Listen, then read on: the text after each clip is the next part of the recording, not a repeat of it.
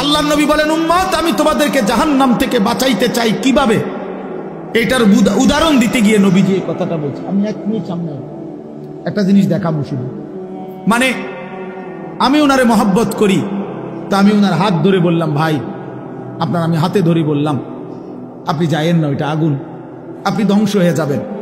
উনি ঝটকা দিয়ে আমার হাত ছাড়াই নিল, এটা সম্ভব। আমি ওনার ঘাড়ে হাত দিলাম, কাঁধে হাত দিলাম, ভাই আল্লাহর দোহাই আপনি যাইয়েন না, ধ্বংস হয়ে যাবেন, ওইটা আগুন। উনি আমার কাঁধের থেকে হাত সরাইয়া ফেলে দিল, এটাও সম্ভব। কিন্তু আমি যখন ভালোবাসার কারণে আমার সিদ্ধান্ত আমি তাকে বাঁচাবই, আমার ভাইকে, তখন আমি তার কোমরে জড়াইয়া ধরলাম, জড়াইয়া কোমরে ধইরা বললাম, না ভাই আমি তোমাকে ওই আগুনে পড়তে দিব না, আমি যাইতে দেব না তোমারে। আল্লাহর কসম নবীজি বলছে, উম্মত আমি আমার এক এক উম্মতকে কোমরে জড়াইয়া ধইরা জাহান্নামের আগুন থেকে বাঁচাইতে চাই। কোমরে জড়াইয়া ধরলে ছুটা বড় কঠিন, কঠিন না? হাতে না ছাড়াই দিলেন, কাঁধের হাতে না ফেলে দিলেন, কিন্তু কোমরে জড়াইয়া ধরলে কেমনে ছাড়বেন? তো নবী এটা বলছে, ওয়া আনা আখিযুন বিহুজাজিকুম, আমি তোমাদেরকে কোমরে জড়াইয়া ধরে চাই, তবু আমার উম্মত বেঁচে যাক, আমার এক এক উম্মত বেঁচে যাক, জাহান্নাম থেকে বাঁচো। আমার দোস্ত, আমার বাপ, আমার ভাই, ফিরতেই হবে, জাহান্নাম থেকে বাঁচতেই হবে। দোস্ত বিষয়টা মামুলি মনে করেন, এটা একটা ওয়াজ করছি এই জন্য, আর 10 জন বক্তা ওয়াজ করছেন, আমিও করছি, না রে ভাইয়া এই জন্য না। সারাটা দিন রাত এই দৌড়ের উপরে থাকি, দৌড়ের উপরে থাকি। এই জন্য বললাম আমরা এক ফিকির, আমাদের আপনাকে এটা ভাবতে হবে, জাহান্নাম থেকে বাঁচতেই হবে বন্ধু। কোরআনে আল্লাহ বারবার একটা কথা বলছে নবীজিকে, আমাদের নবীকে পর্যন্ত আল্লাহ বলছে, বন্ধু ওমা আদরাকা মা হিয়া, এই বন্ধু জাহান্নামের আগুন কেমন আপনি জানেন? নবীজিকে বলছে আল্লাহ। নারুন হামিয়া, বন্ধু আপনাকে বলছি, লেলিহান আগুনের ধাউ ধাউ শিখা, জাহান্নামের আগুন। ওমা আদরাকা মাল হুতামা, আল্লাহ বলছে বন্ধু হুতামা নামক জাহান্নামের আগুন কেমন জানেন? তো নবীজিকে আল্লাহ বলছে নারুল্লাহিল মুকাদা, আল্লাহ বলছে নবী আমি আমার কর্মচারী দিয়ে আগুন লাগাই নাই, আমি আমার কাজের লোক দিয়ে আগুনটা লাগাই নাই, আমি আল্লাহর হাতে লাগানো জাহান্নামের আগুন, এই আগুন আমি লাগাই দিছি। নারুল্লাহ, আমার হাতে জ্বালানো আগুন। আল্লাতী তাত্তাদিউ আলাল আফইদা, আল্লাহ বলে বন্ধু জাহান্নামের আগুনের প্রথম ফোঁটা, প্রথম স্পর্শ যখন জাহান্নামের আগুনের লাগবে, ছুঁইবে, সাথে সাথে নাফরমানের পুরা দেহ, ভিতরের সমস্ত অঙ্গ প্রত্যঙ্গ, কলজা সুদ্ধা একই মুহূর্তে জ্বালায়া ফেলবে। দুনিয়ার আগুন কখনোই এভাবে জ্বলে না। দুনিয়ার আগুন এক সাইড থেকে জ্বলতে থাকে, চেষ্টা করে লাফালাফি করলে, দৌড়ঝাঁপ করলে, ইচ্ছা করলে হয়তো বাঁচানো যায়। এটুকু পুড়ে গেছে, বাকিটা বাইচা গেছে, এটুকু পুড়া গেছে, বাকিটা বাইচা গেছে, আঙ্গুলগুলো পুড়া গেছে, বাকিটা বাইচা গেছে, ঠিক না? দুনিয়ার আগুন এরকম ধীরে ধীরে পড়ে, ধীরে ধীরে ধীরে ধীরে। কিন্তু আল্লাহর কসম, আল্লাহ কোরআনে বলছে জাহান্নামের আগুন যখন প্রথম সেকেন্ড স্পর্শ করবে, কলজা সুদ্ধা ভেতর বাহির পুরাটা একসাথে প্রথম মুহূর্তেই জ্বালায় ফেলে। লাভ দিবেন, দৌড়াবেন না, ইন্নাহা আলাইহিম মুসাদা ফি আমাদিম মুমাদ্দাদা, আল্লাহ বলেন আগে জাহান্নামের মোটা খুঁটিতে বান দেওয়া হবে, এরপরে আগুন জ্বালানো। হ্যাঁ, এটা কোরআন শরীফের আয়াত। খুযুহু ফাগুল্লু, আল্লাহ বলে ফেরেশতাদেরকে জাহান্নামীকে ধরো এবং বাঁধো, সুম্মাল জাহিমা সাল্লু, এরপরে লাথি দিয়া জাহান্নামে ছুঁড়ে মারো। কোরআন শরীফের আয়াত। খামখেয়ালি করেন না ছেলেরা, খামখেয়ালি করেন না। হ্যাঁ, একটা মোবাইল, একটা নারী, একটা ছবি, একটা উলঙ্গ দৃশ্য, দোস্ত এটুকুতে এমন সুন্দর জীবন নষ্ট করে দিও না। একটা মোটর সাইকেল দিয়া জিন্দিগি শেষ করে দিও না। মোটর সাইকেল একটা পাইলে কুত্তার মতো এটা চালা, এমন জোরে ছাড়ে এটারে, মনে হয় যেন কুকুরে কামড় দিছে, এই জন্য এটা এত জোরে ছাড়ছে। আশ্চর্য, এটা কি ব্যারাম? এটার কোনো যুক্তি তো থাকতে হবে, বলেন একটা যুক্তি তো থাকা চাই। তুমি এত জোরে ছাড়লা, তুমি তো একটু পরে কাবার্ডের সাথে লরির সাথে একটা ধাক্কা খাইয়া তোমার মাথা ফাইটা যাবে, তোমার পাওটা ভাঙ্গে যাবে, এইটাও বোঝেন। আর যদি বলে যে এত জোরে চালাইছি মানুষে যাতে দেখে, তো মানুষে এবার দেখবো কেমনে? দেখতে দেখতে তো তুমি নিমসা। মা কথা বোঝেন না মা। আমি মনে করেন মাত্র পজিশন নিলাম যে আমি সামু হেতের মোটরসাইকেলটা, হেতে তো গেছে গা চান্দিরা, তা আমি কেমনে দৌড়াবো তোমার ভিসি ভিসিরা সাইডাম বললে তোমার এই কারবারটা? তো এটা সাহেকে একটা বিকৃত মস্তিষ্ক ছাড়া, অসুস্থ মানসিকতা ছাড়া আর কিচ্ছু না। হ্যাঁ হ্যাঁ, আওয়াজ, এটার আওয়াজ, এটা চ্যালেঞ্জার 5, এটা খুইলা, এটা একেবারে বিভৎস। মানে ইচ্ছা করে এত বড় শব্দটাকে যার পছন্দ হয়, আমার নিশ্চিত তার যে তার সিরা গেছে, তার মাথার তার অন্য কেউ সিরা লাইছে, এটা নিশ্চিত, কোনো সন্দেহ নেই, কোনো সন্দেহ, কোনো সন্দেহ, হ্যাঁ হ্যাঁ, কোনো সন্দেহ নেই। এর জন্য হের মাথার তার সিরা লাইছে দেখে সে মোটরসাইকেলের তার সিরা লাইছে। হ্যাঁ হ্যাঁ, দোনোটা মাতাল। নাউজুবিল্লাহ, নাউজুবিল্লাহ। আল্লাহ পাক আমাদেরকে বিবেক দান করেন, ইনসাফ দান করেন। এজন্য আল্লাহর কাছে চাইতে হয় তৌফিক। আল্লাহুম্মা আইন্নি আলা যিকরিকা ওয়া শুকরিকা ওয়া হুসনি ইবাদাতিক। আপনার ছেলেটা নামাজ পড়ে না চাচা, কয়দিন চাইছেন এটা? আল্লাহর কাছে চাইছেন কয়দিন? চোখের পানি ফেলছেন কয়দিন? অঝরে কাঁদছেন কয়দিন?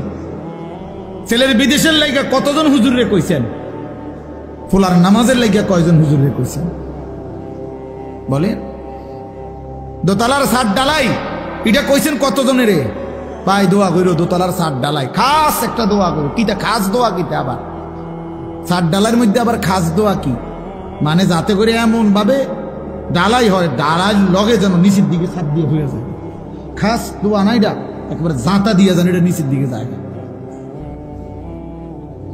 এটা যেন ডাইবা যায় আর কি। শক্তর সাফে এমন শক্ত যেন হয় যেন এটা সাফের লগে ডাইবা যায়।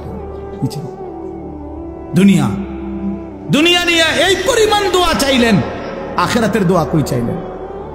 কয়দিন বলছেন হুজুর দোয়া করেন বিবি যেন পর্দানসীন হয়, ছেলেটা যেন নামাজি হয়, মেয়েটা যেন চরিত্রবান হয়, ছেলের বউ যেন নেককার হয়, নাতি নাতনি যেন কোরআন পড়নেওয়ালা হয়। কয়দিন বলছেন?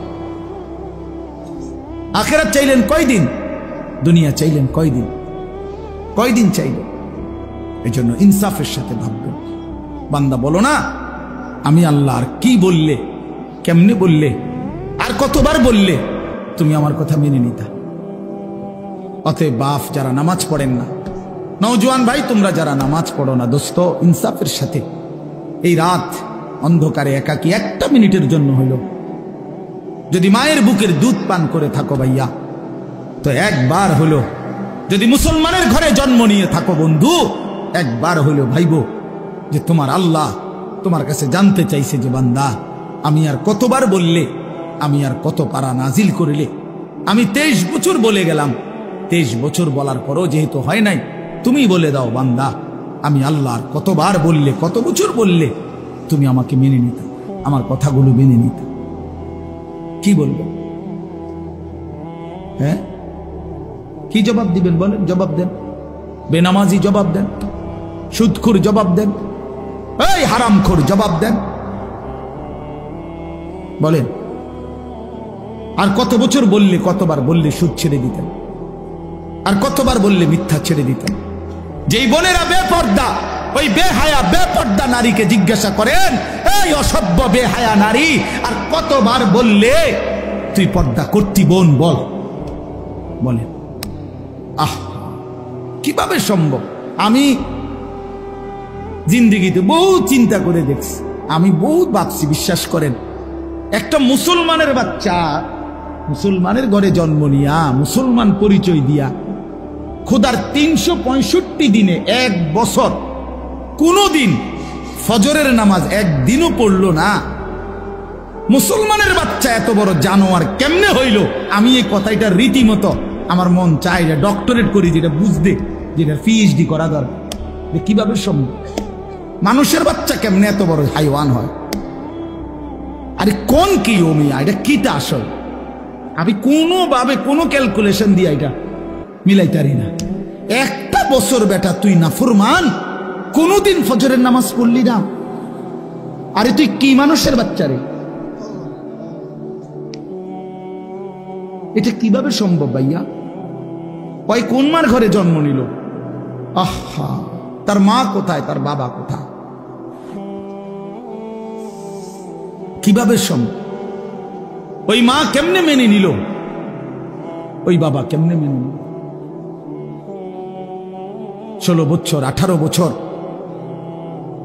আপন ঘরে, মা বাবার ঘরে ঘুমায় সন্তান, কোনদিন ফজরের নামাজ পড়ে না। মায়ের চোখেও এক ফোঁটা পানি নাই, বাবার চোখেও এক ফোঁটা পানি নাই। আহ, মা বাপ কেমনে মেনে নিল? সন্তানে বা কেমনে মেনে নিল? এভাবে কেমনে আল্লাহকে ভুলে গেল? ইয়া আইয়ুহাল ইনসান মা গাররাকা বিরাব্বিকাল কারীম। রব্বুল আলামিন বলে, বান্দা, হে মানুষ, আমার মতো দয়ালু মেহেরবান মনিব থেকে কে তোমাকে ধোঁকা দিল? কে দিল? এত বড় আসমান দিয়ে আমি আল্লাহ সাজাইলাম, এত বড় জমিন আমি আল্লাহ তোমার জন্য বিছিয়ে দিলাম, এত বড় কায়নাত আমি রব্বুল আলামিন বানাইলাম, বিনিময়ে আমি বুঝি একটা সেজদা পাইলাম না? কেমনে পারলা বান্দা? মা গাররাকা বিরাব্বিকাল কারীম। আল্লাহ বলে, বান্দা, কে তোমারে ধোঁকা দিল? বান্দা, এমন কোন বন্ধু পেলে, এমন কাকে পেয়ে গেলা বান্দা, যাকে পেয়ে তুমি আমার মতো মালিককে ছেড়ে দিলা? 7 আসমান দিয়ে 7 জমিন দিয়ে 24 ঘন্টা নিঃশ্বাস দিলাম, চোখ নাক কান দেহ অঙ্গ প্রত্যঙ্গ সচল রাখলাম। এত কিছুর বিনিময়ে আমি বুঝি তুমি বান্দার দিল মন পাইলাম না, তোমার বুঝি দিল গলাইতে পারলাম না। আহ, হায় হায়। 1 মিনিট ভাই, কোন এক বেনামাজি কেউ যদি এখানে থাকো ভাই, 1 মিনিট ভাই, আজকেই ভাই, ঘুমাইবার আগেই ভাই, নবীজি জিজ্ঞেস করবে, উম্মত, আমি 23 বছর উম্মত। হাসরের ময়দানে নবী বলবে, আমলনামা দেখাইয়া বলবে, প্রত্যেককে সুপারিশের জন্য নবীজির কাছে চাইতে হলে আমলনামা জমা দিতে হবে। ওমা, সুপারিশের কোনো কাগজপত্র নাই, কথা কোনা, কোনো নিয়ম কানুন নাই নাকি? হ্যাঁ, কোনো ফাইল জমা দিতে হবে না তো নবীজি তো দেখবে। নবীজির সামনে তো আপনাকে বলতে হবে, ইয়া রাসূলুল্লাহ, এই যে আনিসুর রহমান আশরাফি, এইটা আমার ফাইল, আপনি দেখেন, আমার জন্য একটু সুপারিশ করেন আল্লাহর কাছে। আল্লাহর নবী দেখবে 30 বছর সুদের ব্যবসা, 60 বছর বয়স, 60 বছর পর্যন্ত বিড়ি সিগারেট খাইয়া গেছে। 30 বছর 60 বছর বয়স, কোনদিন গালি ছাড়া কথা বলে নাই। ছেলেটা বেনামাজি, মেয়েটা বেপর্দা, স্ত্রী বেপর্দা। মৃত্যু পর্যন্ত আমার উম্মতের ঘরে প্রতিদিন রঙিন টেলিভিশনে নাচ গান নর্তকীর ছবি চলছে। তার ছেলে মেয়ে নাতি নাতনি বসে নাচ গান নাটক সিনেমা দেখে গেছে। কোনদিন গালি ছাড়া কথা বলে না, হালাল রোজগার বলতে কিছু নাই। ফজরের নামাজ 1000 পৃষ্ঠা উল্টাইও, ফজরের নামাজ বলতে কিছু নাই। আল্লাহর কসম, আমরা উর্দু কিতাবে পড়ছি, নবীজি চোখের পানি ফেলে দিবে, নবী কাঁদবে, আল্লাহর নবী কাঁদবে, বলবে, উম্মত, আমি সেই নবী যে 23 বছর তোদের জন্য কেঁদেছিলাম, আমি সেই নবী যে পেটে ক্ষুধার কষ্টে 2টা পাথর বাঁধছিলাম, আমি সেই নবী তায়েফের রক্তে যে সমস্ত শরীর রক্তাক্ত করেছিলাম, উহুদের দান দান শহীদ করা রক্ত নিয়ে ময়দানে পড়েছিলাম বেহুশ হয়ে, আমার এত রক্ত, আমার এত চোখের পানি, আমার এত ক্ষুধার কষ্টের বিনিময়ে উম্মত এই আমল নামা, তুমি আমারে এত বড় বেইজ্জতি কেমনে করলে? আমি কেমনে আমার আল্লাহর সামনে এটা দেখাবো যে আয় মাওলা এটা শ্রেষ্ঠ নবীর শ্রেষ্ঠ উম্মতের আমল নামা? বলে কোন বাপ যদি 8 বছর ছেলেটাকে ইউনিভার্সিটিতে পড়ায়, তো গরিব বাপ তার ছেলেটাকে মনে করেন ভিটা মাটি বসত সব বেচ্চা নিজে না খাইয়া ছেলেটার 1 লাখ লাখ টাকা পড়ালেখার খরচ দিছে। 8 বছর পরে 6 বছর পরে বাপ রেজাল্ট সার্টিফিকেট দেখতেছে যে ফেল। ওই বাপ কি পরিমাণ কাঁদবে? ওই বাপ কি পরিমাণ কাঁদবে? ওই বাপ বলবে না যে বাপ আমি তোরে মানুষ করার জন্য, তোর পড়ালেখার খরচ দেওয়ার জন্য ভিটাটা বেচা ফেলছি, মাটিটা বিক্রি করে ফেলছি, আমি জীবনে কোনো সুখের নাগাল পাই নাই। এই বছরও ভাই, এই গত হজ্জেও এক জিদ্দা থাকে এক প্রবাসী ভাই, আমি তো হজ উমরার সফরে গেলে প্রবাসীদের রুমে রুমে যাই, আমি আজ 32 বছর সৌদি আরব জিদ্দায় পড়ে আছি, কেউ 18 বছর, কেউ 16 বছর।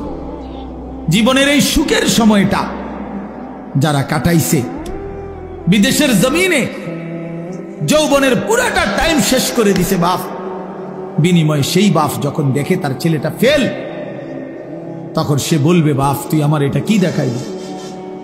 তুই আমার এতগুলো টাকা,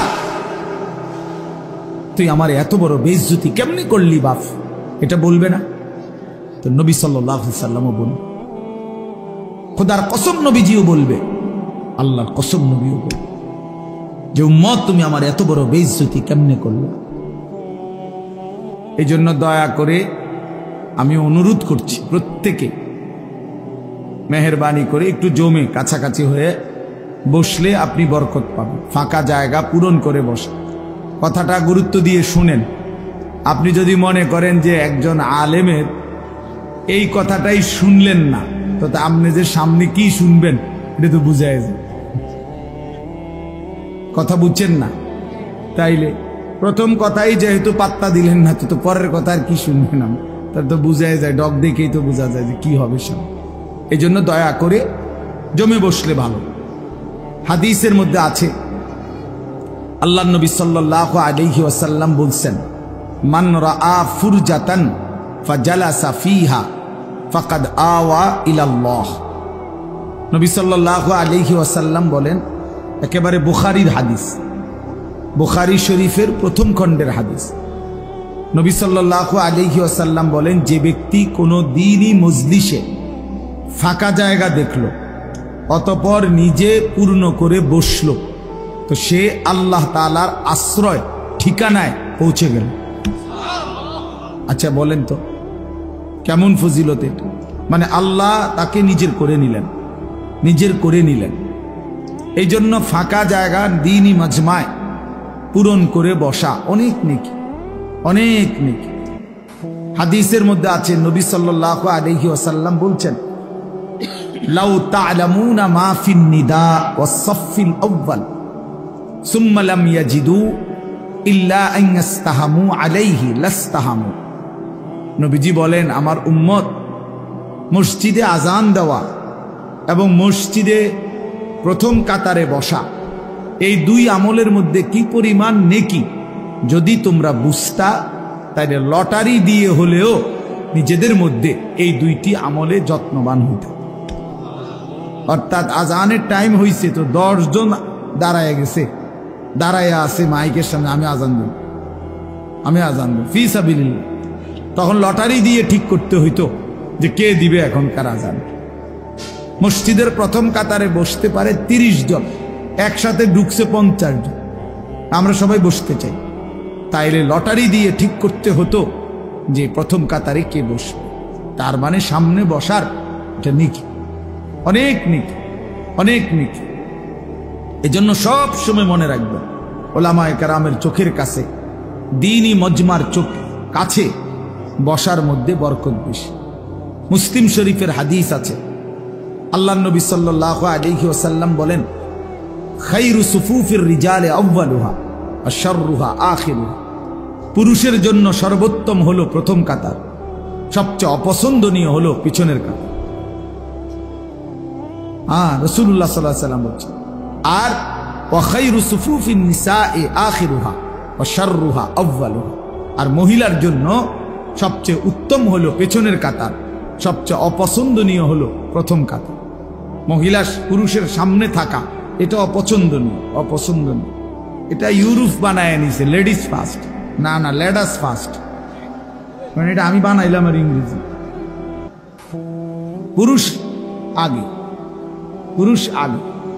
অধিকার এবং মর্যাদা, এই কথার অর্থ আল্লাহ তাআলার নিজামকে উলটপালট করা না।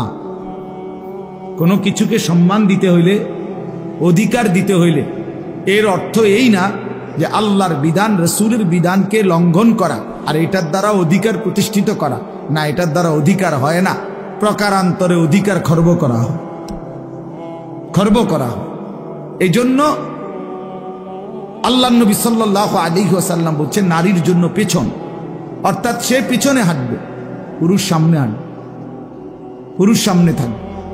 হযরত মূসা আলাইহিস সালাম, তাফসীরের মধ্যে আছে, মূসা আলাইহিস সালাম যখন মিশর থেকে চলে গেছিলেন ফেরাউনের বাহিনীর ভয়ে, ছোটবেলায়, ছোট না মানে কিশোর বয়স বা যুবক বয়স এই সময়, তখন পার্শ্ববর্তী যেই দেশে গেছিলেন ওই দেশের নাম হলো মাদায়েন।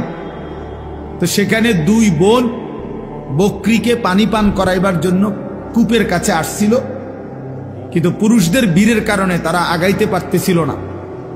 তখন মূসা আলাইহিস সালাম ওই দুই বোনের বকরিগুলো তিনি নিজে কূপের থেকে পানি উঠাইয়া পানি পান করাই দিছিলেন। তো এগুলো নিয়ে যখন ওই দুই মেয়ে ঘরে ফিরছে, তখন তাদের বাবা, এই দুই বোনের বাপ যিনি ছিলেন তিনি নবী ছিলেন, হযরত শুআইব আলাইহিস সালাম, তিনি পুরা ঘটনা শুইনা একটা মেয়েকে পাঠাইছে যে তুমি গিয়া ওই যুবক ছেলেটাকে ডেকে নিয়ে আসো, সে যে আমাদের বকরিকে পানি পান করায় দিল এর জন্য কিছু পারিশ্রমিক দিতে হবে।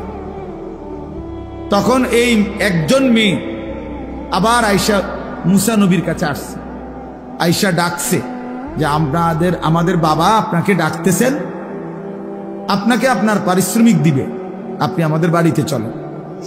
তখন তাফসীরে স্পষ্ট আছে মূসা আলাইহিস সালাম ওই মেয়েকে বললেন যে বাড়িতে তো যাবে ঠিক আছে, কিন্তু মূলত যে রাস্তা দেখায় সে তো সামনেই থাকে, কিন্তু এখানে যেহেতু এটা মেয়ে, এই জন্য মূসা নবী স্পষ্ট বললেন তুমি পিছনে থাকো, আমি সামনে হাঁটবো, তবে পিছন থেকে তুমি ডান বাম বলবে।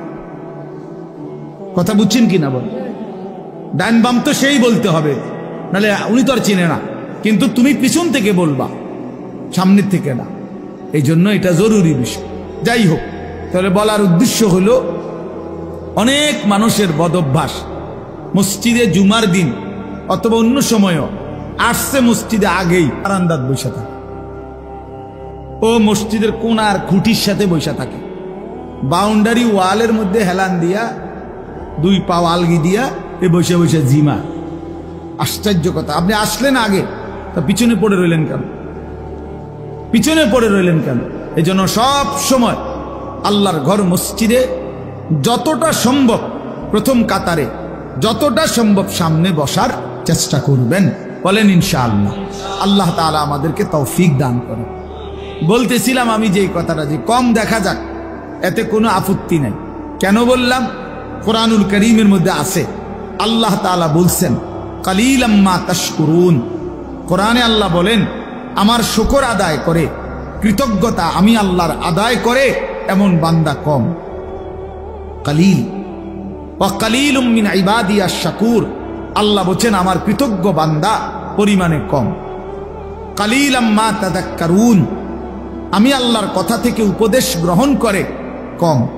কালিল, কম। কোরআন শরীফের বহু আয়াত আছে, আল্লাহ তাআলা বলছেন ইন্নাকুম মিনকুম 20 সাবিরুনা ইয়াগলিবু মিআতাই, তোমরা যদি ঈমানদার আল্লাহর প্রতি পূর্ণ বিশ্বাসী হয়ে থাকো 20 জন, তাহলে তোমরা বিজয় লাভ করবে 200 জন নাফরমান বেঈমানের উপরে। তাইলে ঈমানদারের পরিমাণ হবে কত? বেশি না কম? কম, এই যে 20 জন কইল, কিন্তু বিজয় লাভ করবে 200 বেঈমানের উপর, 200 নাফরমানের উপর। কোরআন শরীফে আল্লাহ বলছেন, কাম মিন ফিআতিন কালিলাতিন গালাবাত ফিআতান কাসীরা, অল্প সংখ্যক ঈমানদারি বিজয় লাভ করে বেশি সংখ্যক বেঈমানের উপর। এজন্য দোস্ত, এজন্য বাপ, এটা ভাবা উচিত, সংখ্যা নিয়ে কোনো বিষয় না। সফলতা কিংবা ব্যর্থতার জন্য, কোরআন সুন্নাহর দৃষ্টিতে সফলতা বা ব্যর্থতার জন্য সংখ্যা কোনো বিষয় নয়। 10,000 মানুষের সামনে কেউ যদি ওয়াজ করে তাইলে তিনি সফল, 10 জনের সামনে বললে তিনি ব্যর্থ, এই কথা কোরআন সুন্নায় নাই। বুঝছেন নি আমার কথা? এই কথা নাই। 10 লক্ষ মানুষ চিনলে উনি সফল, আর মানুষ না চিনলে উনি ব্যর্থ, এই কথা কোরআন সুন্নাতে নাই। সফলতা কিংবা ব্যর্থতার জন্য সবাই চিনতে হবে এটা জরুরি না। আমি উদাহরণ দেই তাহলে বুঝবেন। কোরআন শরীফে মোট 25 জন নবী এবং রাসূলের নাম আছে। 25 জন। কয়জন? তাহলে মোট নবী রাসূল কি 25 জন? আপনারা শুনেন নাই কখনো যে নবী রাসূল কয়জন? 1,24,000, কিংবা আরেকটা বর্ণনা হলো 2,24,000। তাহলে 1,24,000 নবী এবং রাসূল, 2,24,000 নবী এবং রাসূল, অথবা তাহলে কোরআন শরীফে নাম উল্লেখ করা হয়েছে মাত্র 25 জনের। তো বাকিদের নাম পৃথিবীর কেউ জানে না, কোরআনে নাই। অন্যান্য কিতাবাদি খুঁজলে আরো কিছু নবী রাসূলের নাম পাওয়া যাবে, তো নয়তো আরো 100। তো ধরে নিলাম, মনে করেন 100 জন নবী রাসূলের নাম পাইলাম খুঁজা, তাহলে বাকি যে নবী রাসূলদের নাম কেউ জানে না পৃথিবীতে, কোনো কিতাবে নাই, তাহলে ওনারা ব্যর্থ। কথা বলেন না কেন? এটা বুঝতে হবে, এটা আখিরাতের হিসাব, এটা পরকালের হিসাব। আচ্ছা, আমাদের প্রিয় নবী সাল্লাল্লাহু আলাইহি ওয়াসাল্লাম তিনি যখন বিদায় হজ্জে আরাফাতের ময়দানে, নবীজির নিজে যে বছর হজ করছেন সেই বছর হজ্জের ময়দানে নবীজি ভাষণ দিয়েছিলেন 1,25,000, প্রায় 1.25 লাখ সাহাবীর সামনে। 1,25,000 যদি সাহাবী ওই আরাফাতের মাঠে হজ্জের মধ্যে নবীজির সামনে থাকে, তাহলে বাড়িঘরে আরো আছে, সবাই তো আর একবারে গেছে গানা হজে, বাচ্চা কাচ্চা, নারী, বৃদ্ধ, দুর্বল, এরকম আছে না আরো, তো ওনারা বাদ দেন। এই 1,25,000ই ধরেন, এই 1,25,000 সাহাবীর মধ্যে সারা পৃথিবীর সমস্ত কিতাব একত্র করলেও 5,000 সাহাবীর নাম খুঁজে পাওয়া যাবে না, 2,000 সাহাবীর নাম খুঁজে পাওয়া যাবে না। অল্প কিছু সাহাবীর নাম পৃথিবীতে আছে, মানে কিতাবে আছে, উল্লেখ আছে। তাইলে আপনি ধরেন একেবারে 5,000-এর নাম পাওয়া গেল, ধরে নিলাম কথার কথা, তাহলে 5,000 সাহাবীর নামও যদি খুঁজে পাওয়া যায়, তাহলে তো শুধু হজ্জের ময়দানের ওই 1,20,000 সাহাবীর নাম পৃথিবীর কেউ জানে না, তো ওনারা ব্যর্থ। এইটা আমরা মনে রাখতে হবে, এটা খুব জরুরি বিষয়। এক তো আখিরাতের মুআমালা, আরেক তো হলো দুনিয়ার, আপনাদের দুনিয়ার হিসাব। দুনিয়ার হিসাবে জনপ্রিয়তা, খ্যাতি, এটা একটা বিষয় অনেকে ভাবতে পারে, কিন্তু আখিরাতের দৃষ্টিতে জনপ্রিয়তা অথবা অপরিচিতি এটা কোনো বিষয় না। বিষয় হলো আল্লাহ তাআলা গ্রহণ করলেন কিনা, গ্রহণ করলেন কিনা। আমারে 10 লক্ষ মানুষ চিনে, কিন্তু আল্লাহ তাআলা গ্রহণ করে নাই, তো 2 পয়সার কোনো মূল্য নেই, 2 পয়সার মূল্য নেই। হ্যাঁ, আমারে 50 লক্ষ মানুষ চিনে, তো এতে করে আমার কবরের আযাব মাফ। 1 কোটি মানুষ চিনে, আমারে কবরের আযাব মাফ আমার? না বন্ধু, না বাপ, এটা বুঝতে হবে। আখিরাতের বিবেচনা, আখিরাতের মুআমালায়, পরকালের হিসাবে সফলতা কিংবা ব্যর্থতা হচ্ছে আল্লাহ তাআলার গোলামির মধ্যে, আল্লাহর বন্দিগির মধ্যে। এজন্য কোরআন শরীফে স্পষ্ট আয়াত আছে।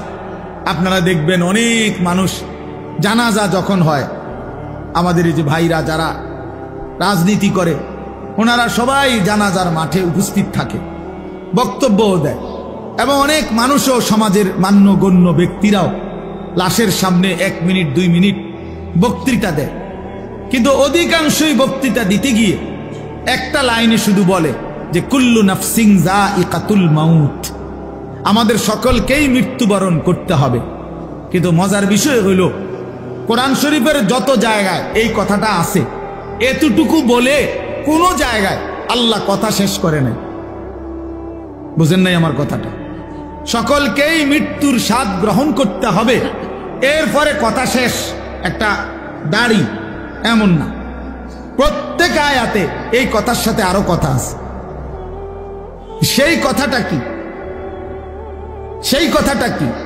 আল্লাহ তাআলা কোরআনুল কারীমে স্পষ্ট বলছেন, কুল্লু নাফসিন যায়িকাতুল মাউত, প্রতিটি প্রাণ, প্রতিটি আত্মাকেই মৃত্যুর স্বাদ গ্রহণ করতে হবে। তবে এই আল্লাহ আয়াত শেষ করে নাই, এরপরের কথাগুলো শুনেন। আল্লাহ বলেন, ওয়া ইন্নামা তুওয়াফাউনা উজুরাকুম ইয়াউমাল কিয়ামা, এবং অবশ্যই তোমাদেরকে তোমাদের সারা জিন্দেগীর কৃতকর্মের ফলাফল আখিরাতে কিয়ামতের দিন দেয়া হবে। এরপরে আল্লাহ বলেন, ফামান যুহজিহা আনিন নার ওয়া উদখিলাল জান্নাতা ফাকাদ ফাজা। বাপ মনোযোগ দিয়া শুনেন, অল্পই শুনেন, দিল দিয়া শুনেন, একজনই শুনেন, আমার কোনো অসুবিধা নেই। আমি তো আর প্রার্থী না, কাজের সমস্যা নাই, আমার কোনো এত সমর্থনের কি আছে যে আমি সবাই আমার ভোটার হাইতে, এমন কিচ্ছু না। তো কাজে একজনই শোনেন। তাই এই জন্য বললাম যে আল্লাহ তাআলা বলেন, ফামান যুহজিহা আনিন নার ওয়া উদখিলাল জান্নাতা।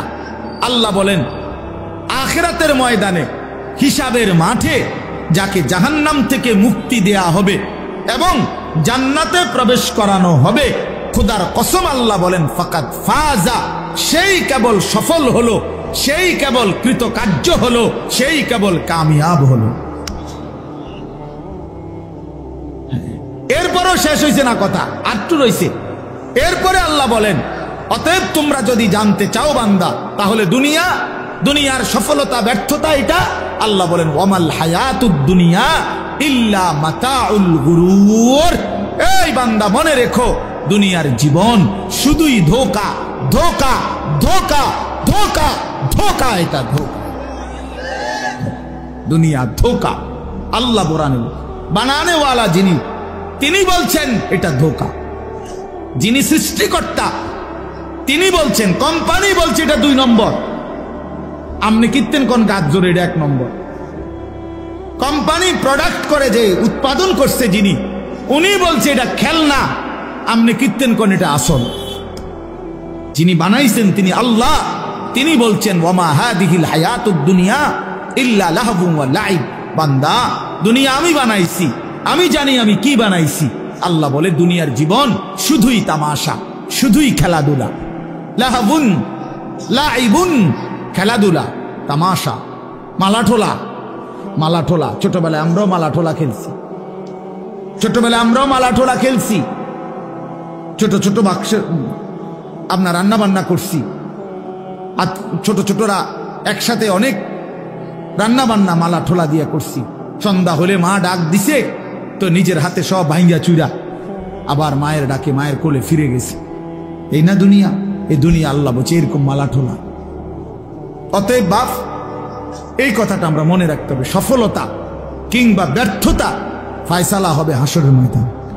ऐसे रहे या वैसे रहे वहां देखना फिर कैसे रहे।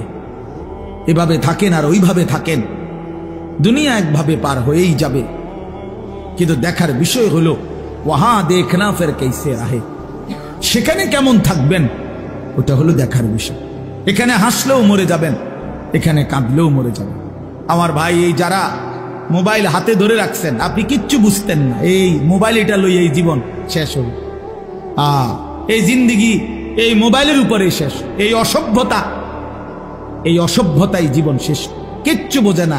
ওই যে ভাই নিজে নিজে হাসে, এইটাই জিন্দিগি, এটা এক খামখেয়ালির জিন্দিগি। মনে রেখে, এই মোবাইলের আসক্ত জীবন কোনোদিনও সুখকর হয় না, সুখকর হয় না। এই মানুষটার জীবনের কোনো এক পর্যায়ে কোনো সেন্স কাজ করে না। সে 24 ঘন্টা জিন্দিগির সমস্ত আশা আকাঙ্ক্ষা, আবেগ, অনুভূতি, ইচ্ছা, অভিপ্রায় সব মোবাইলের মধ্যেই খুঁজে। হাসেও মোবাইলে, কান্দেও মোবাইলে, জীবনের সব কিছুর সফলতা খোঁজে মোবাইলে। অনেক মানুষ আমার ছবিটা দেখছে, অতএব আমি সফল। এটা ঠিক মতো সবাই দেখে নাই, অতএব আমি ব্যর্থ। আমি ব্যর্থ। সবাই আমারে চিনছে মোবাইলের মাধ্যমে, অতএব আমি সফল। এবার যেমনিও একটা লারা দিতেই লইছে, একটা মানুষ চিনলেই যেমনি পাঞ্জাবি পিন্দা হোক খুললা হোক,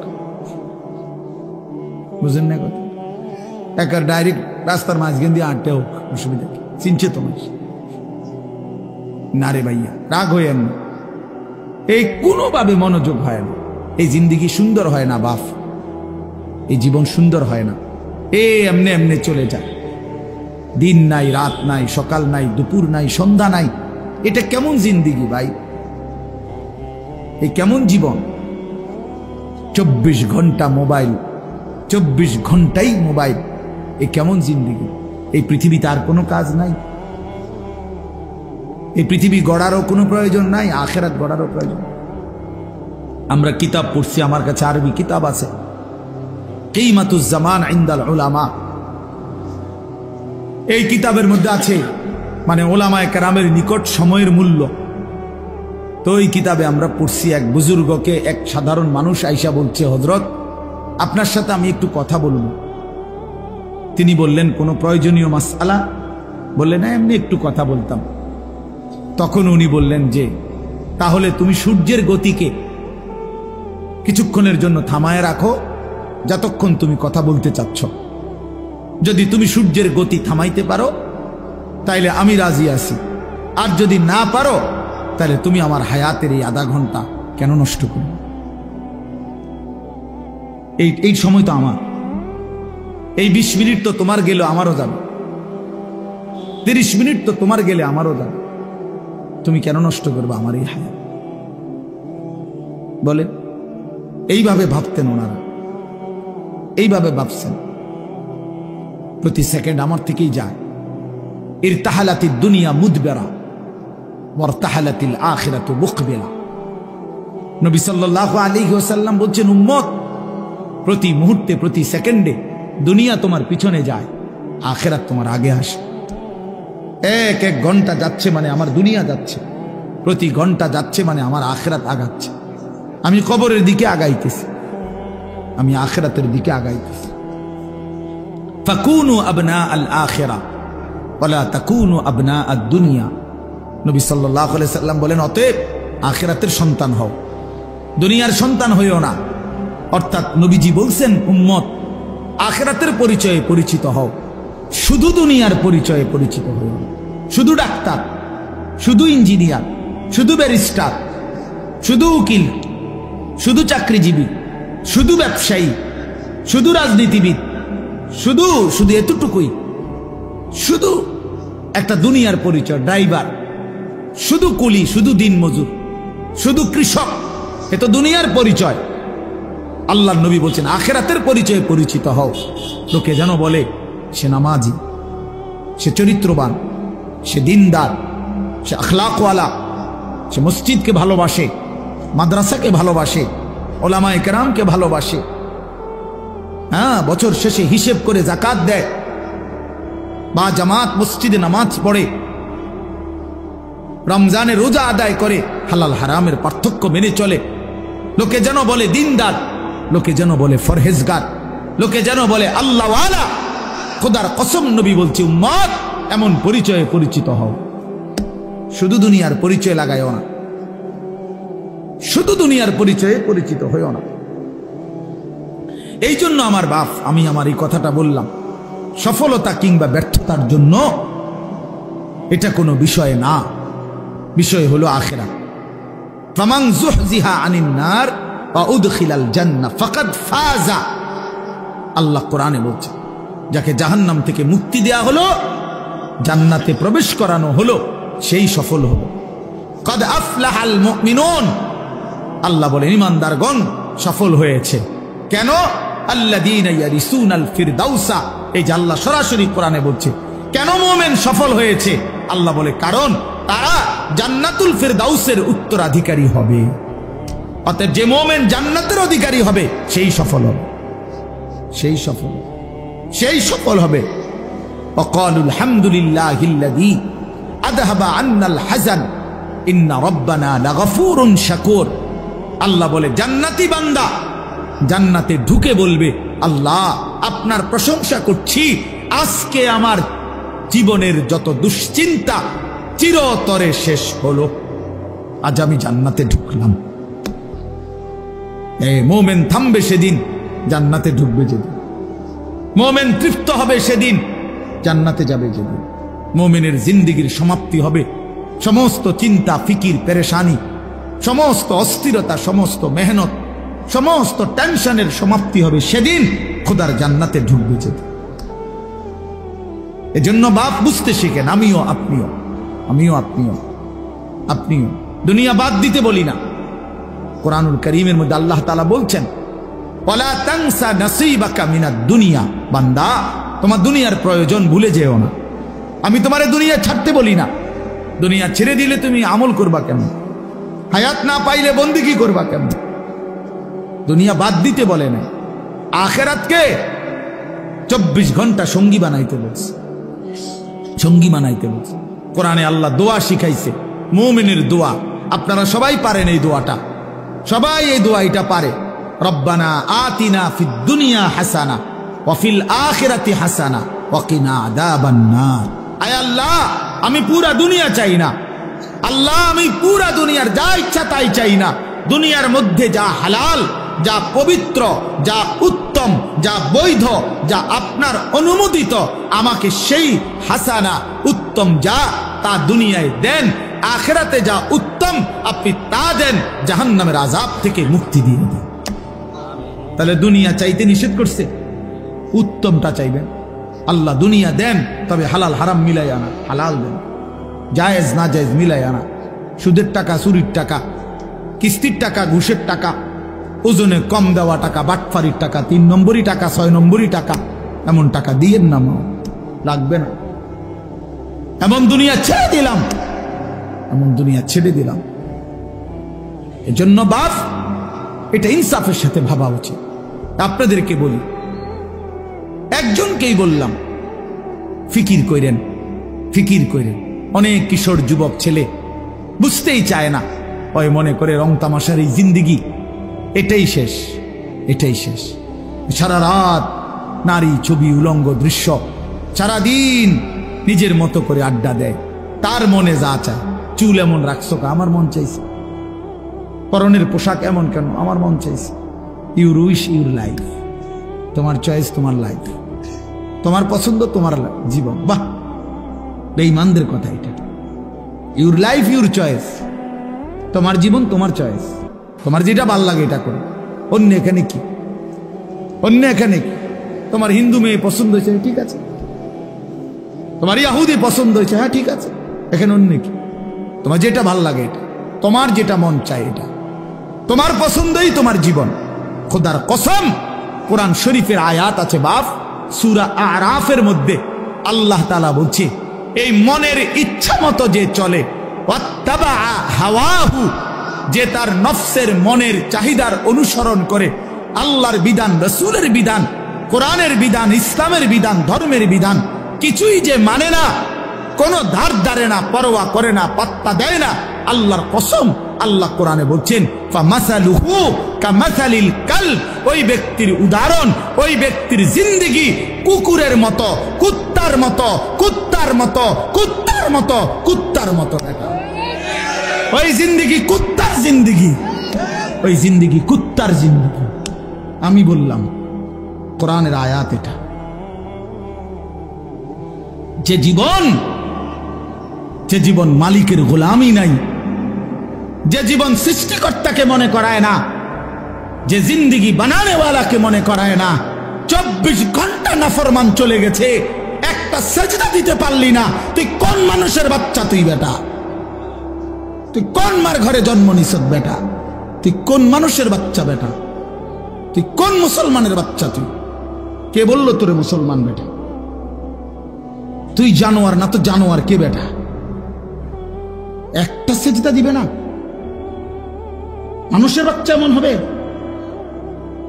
24 ঘন্টায় একবারও মনিবের কথা মনে পড়বে না? ওমা কয় কি? আরে বলে কি? কিভাবে সম্ভব এটা? কিভাবে সম্ভব? মানুষের বাচ্চা এমনি হয় কেমনে? মুসলমানের ঘরে জন্ম নিয়ে কিভাবে সম্ভব বলে? হ্যাঁ, সাফ কথার জবাব দেন। রাগ করবেন কার লগে? কোরআন শরীফ এটা তো কোরআনের আয়াত বলছি। আপনি তর্জমা ভুল করলে পরে আইসেন, অসুবিধা, আমরা তো আসি এনে,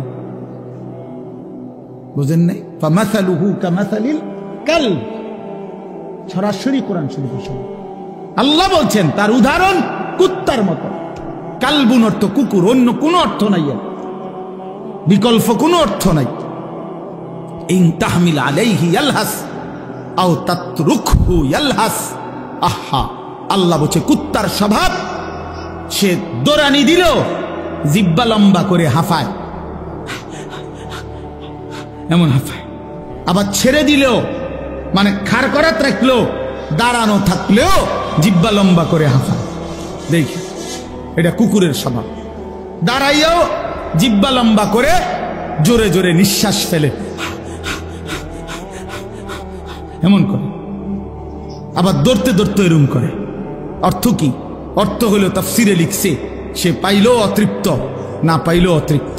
এই জন্য নাফরমান হারামখোর, পাইলো অতৃপ্ত, না পাইলো অতৃপ্ত।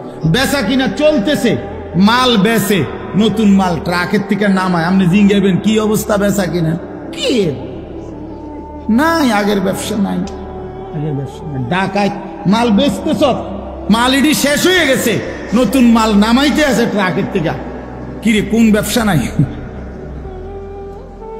বুঝেন নাই আমার কথা? হ্যাঁ, না না নাই, ও ব্যবসার মজা নাই, ও আগের ব্যবসা নাই। আর কোনটা নাই? আগের ব্যবসা কোন বছরেরটা? কি গত 300 বছর আগের ব্যবসা নাই? তো তুমি এই সময় জন্ম নিলা কেন? তুমি ওই সময় আইতা, যে সময় ব্যবসা আসিল সেই সময় আইলা না কা? ব্যবসা আসিল নূহ আলাইহিস সালামের জমানায়, ঠিক না? তো ওই সময় জন্ম নিতা, এই সময় আইসা কিতা? এটা বুঝি কথা হইল? মানে এটা হইল কুকুরের স্বভাব। মানে কি? পেলেও অতৃপ্ত, না পেলেও কি? নাফরমানের দুনিয়া শেষ হয়নি। আমার কথা সাফ কথা, এটা মনে রাখতে হবে।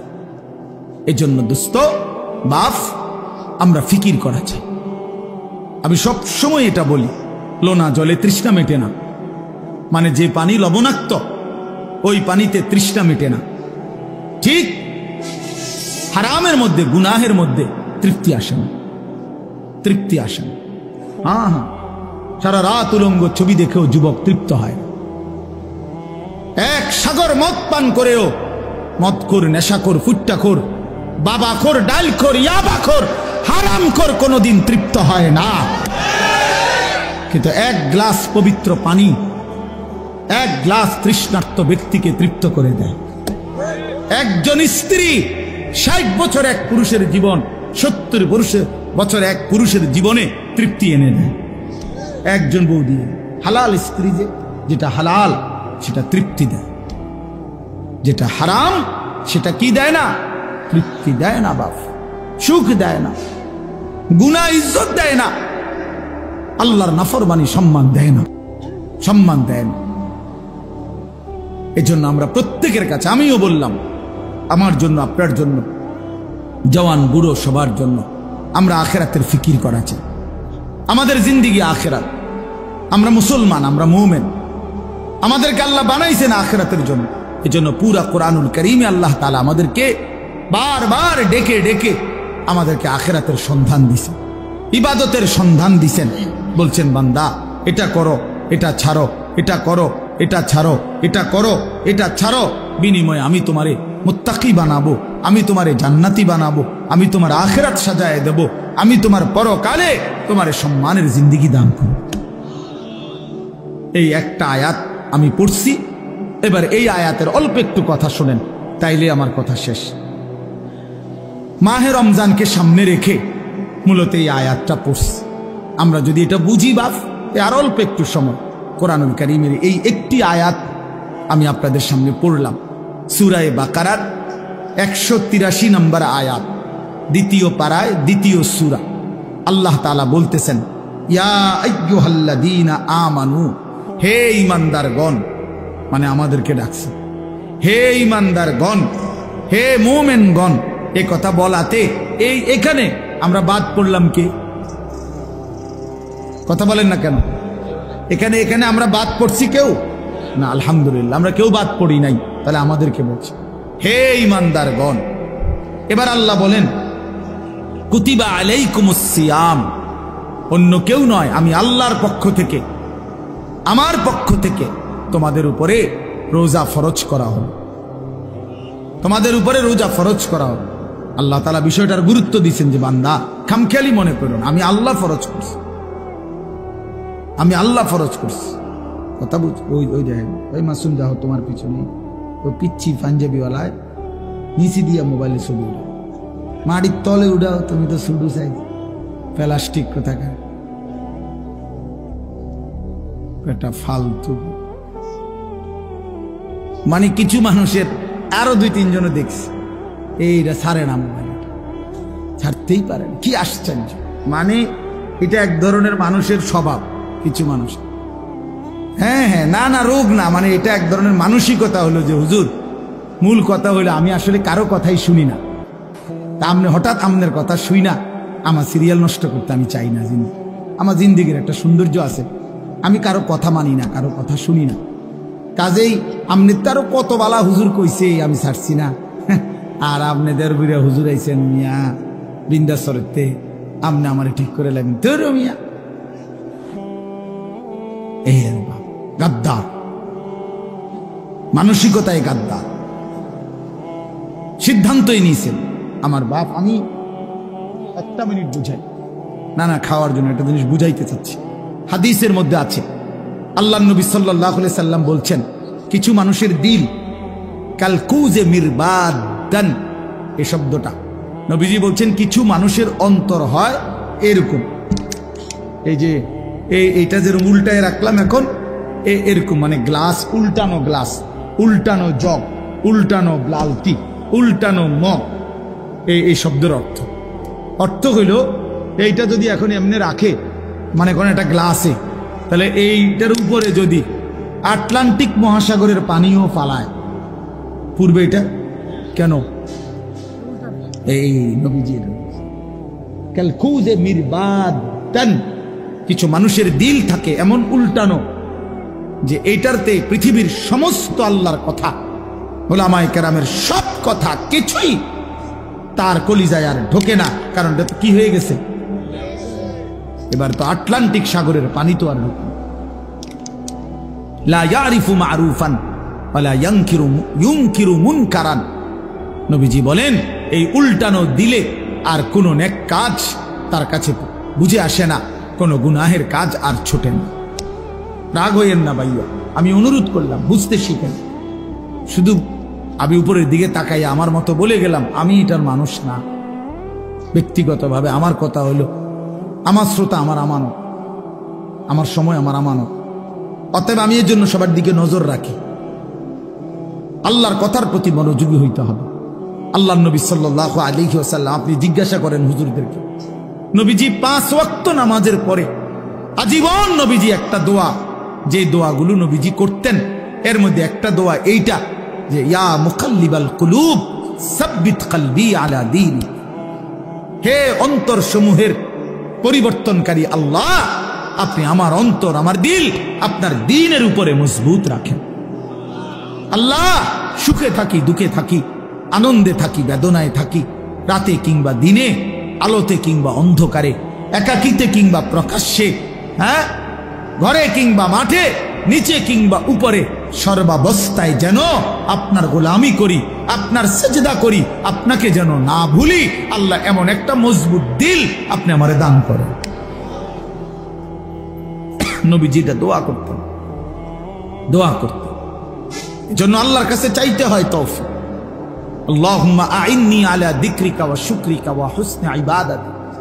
আপনার ছেলেটা নামাজ পড়ে না চাচা, কয়দিন চাইছেন এটা? আল্লাহর কাছে চাইছেন কয়দিন? চোখের পানি ফেলছেন কয়দিন?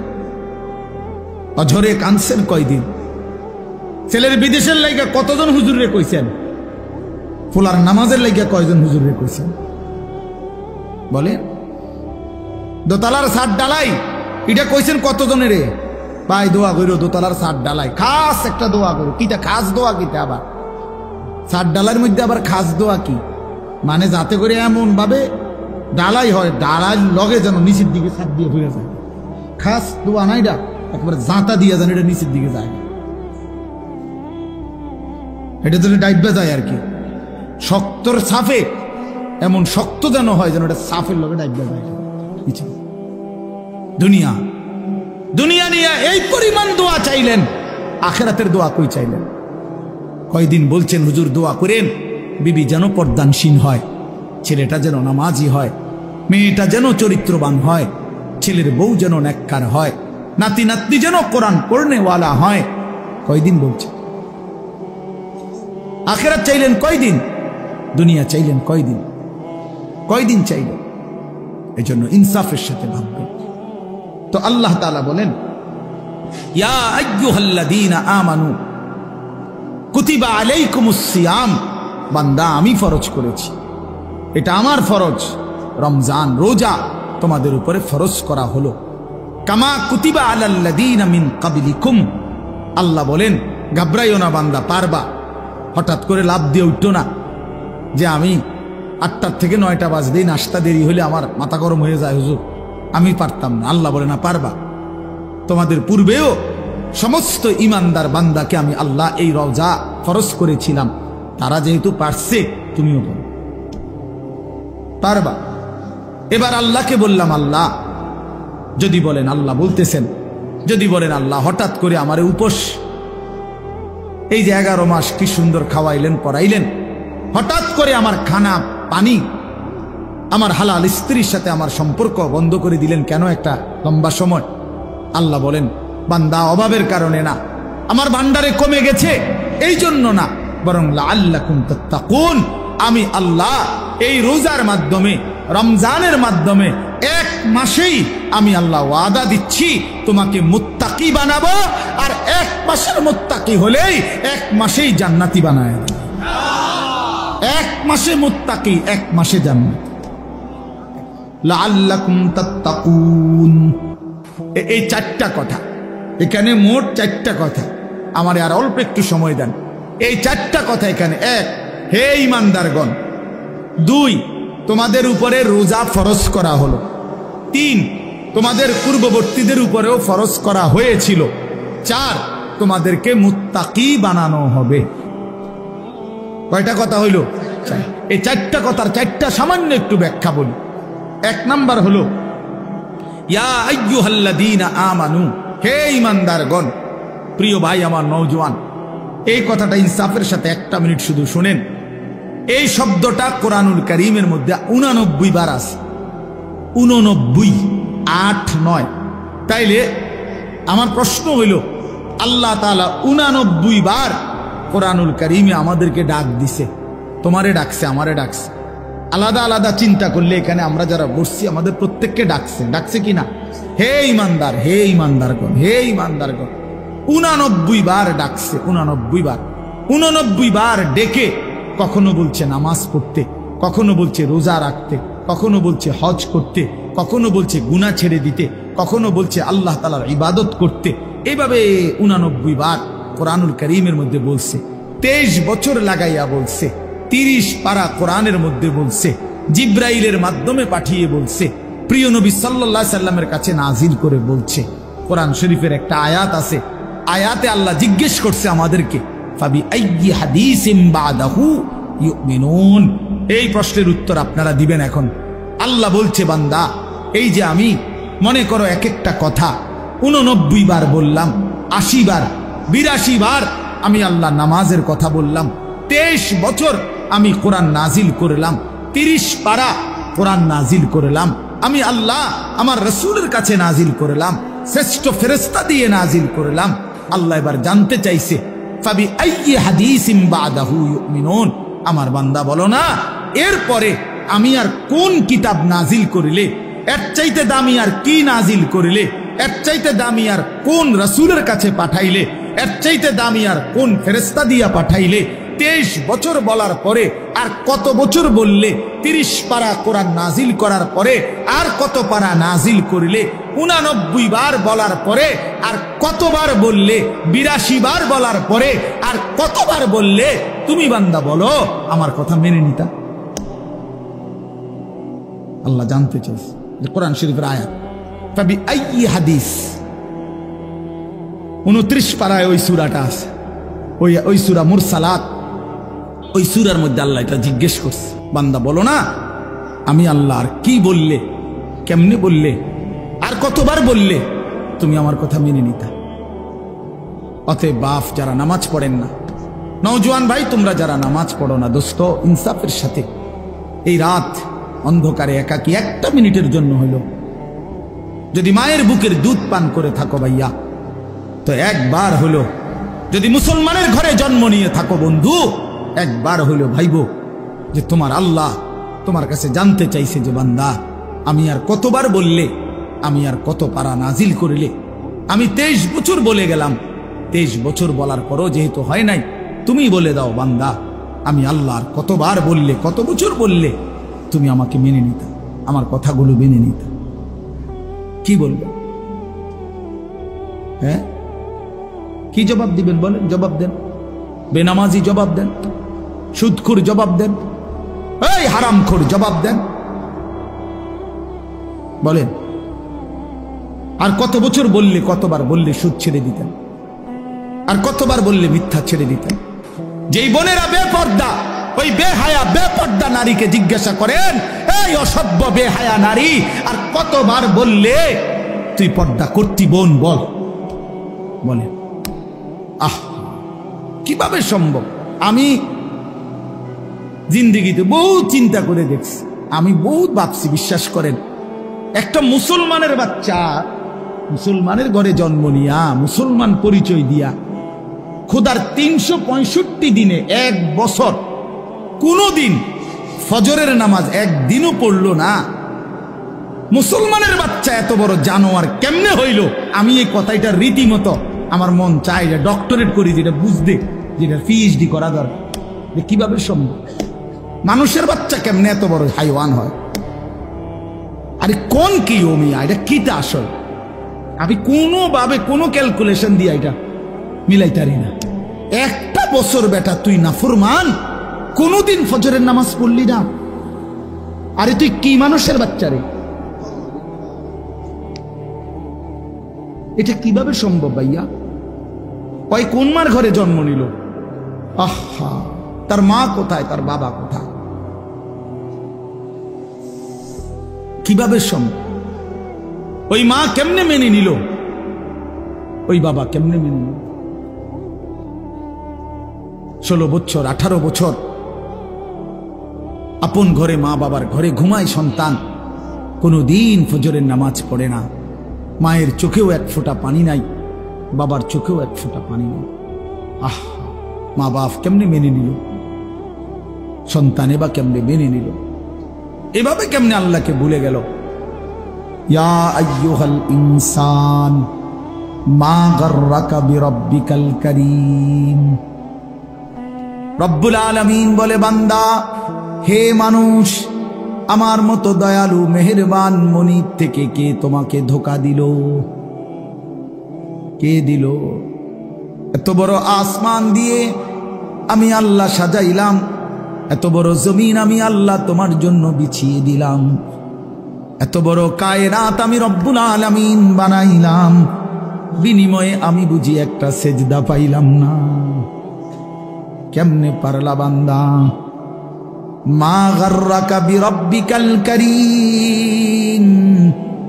আল্লাহ বলে, বান্দা, কে তোমারে ধোঁকা দিল? বান্দা, এমন কোন বন্ধু পেলে, এমন কাকে পেয়ে গেলা বান্দা, যাকে পেয়ে তুমি আমার মতো মালিককে ছেড়ে দিলা? 7 আসমান দিয়ে, 7 জমিন দিয়ে 24 ঘন্টা নিঃশ্বাস দিলাম, চোখ নাক কান দেহ অঙ্গ প্রত্যঙ্গ সচল রাখলাম, এত কিছুর বিনিময়ে আমি বুঝি তুমি বান্দার দিল মন পাইলাম না, তোমার বুঝি দিল গলাইতে পারলাম না। আহ, হায় হায়। 1 মিনিট ভাই, কোনো এক বেনামাজি কেউ যদি এখানে থাকো ভাই, 1 মিনিট ভাই, আজকেই ভাই, ঘুমাইবার আগেই ভাই, নবীজি জিজ্ঞেস করবে, উম্মত, আমি 23 বছর উম্মত, হাসরের ময়দানে নবী বলবে, আমলনামা দেখাইয়া বলবে, প্রত্যেককে সুপারিশের জন্য নবীজির কাছে চাইতে হলে আমলনামা জমা দিতে হবে। ওমা, সুপারিশের কোনো কাগজপত্র নাই, কথা কোনা, কোনো নিয়ম কানুন নাই নাকি? হ্যাঁ, কোনো ফাইল জমা দিতে হবে না তো নবীজি তো দেখবে। নবীজির সামনে তো আপনাকে বলতে হবে, ইয়া রাসূলুল্লাহ, এই যে আনিসুর রহমান আশরাফি, এইটা আমার ফাইল, আপনি দেখেন, আমার জন্য একটু সুপারিশ করেন আল্লাহর কাছে। আল্লাহর নবী দেখবে 30 বছর সুদের ব্যবসা, 60 বছর বয়স, 60 বছর পর্যন্ত বিড়ি সিগারেট খাইয়া গেছে। 30 বছর, 60 বছর বয়স, কোনদিন গালি ছাড়া কথা বলে নাই। ছেলেটা বেনামাজি, মেয়েটা বেপর্দা, স্ত্রী বেপর্দা। মৃত্যু পর্যন্ত আমার উম্মতের ঘরে প্রতিদিন রঙিন টেলিভিশনে নাচ গান নর্তকীর ছবি চলছে।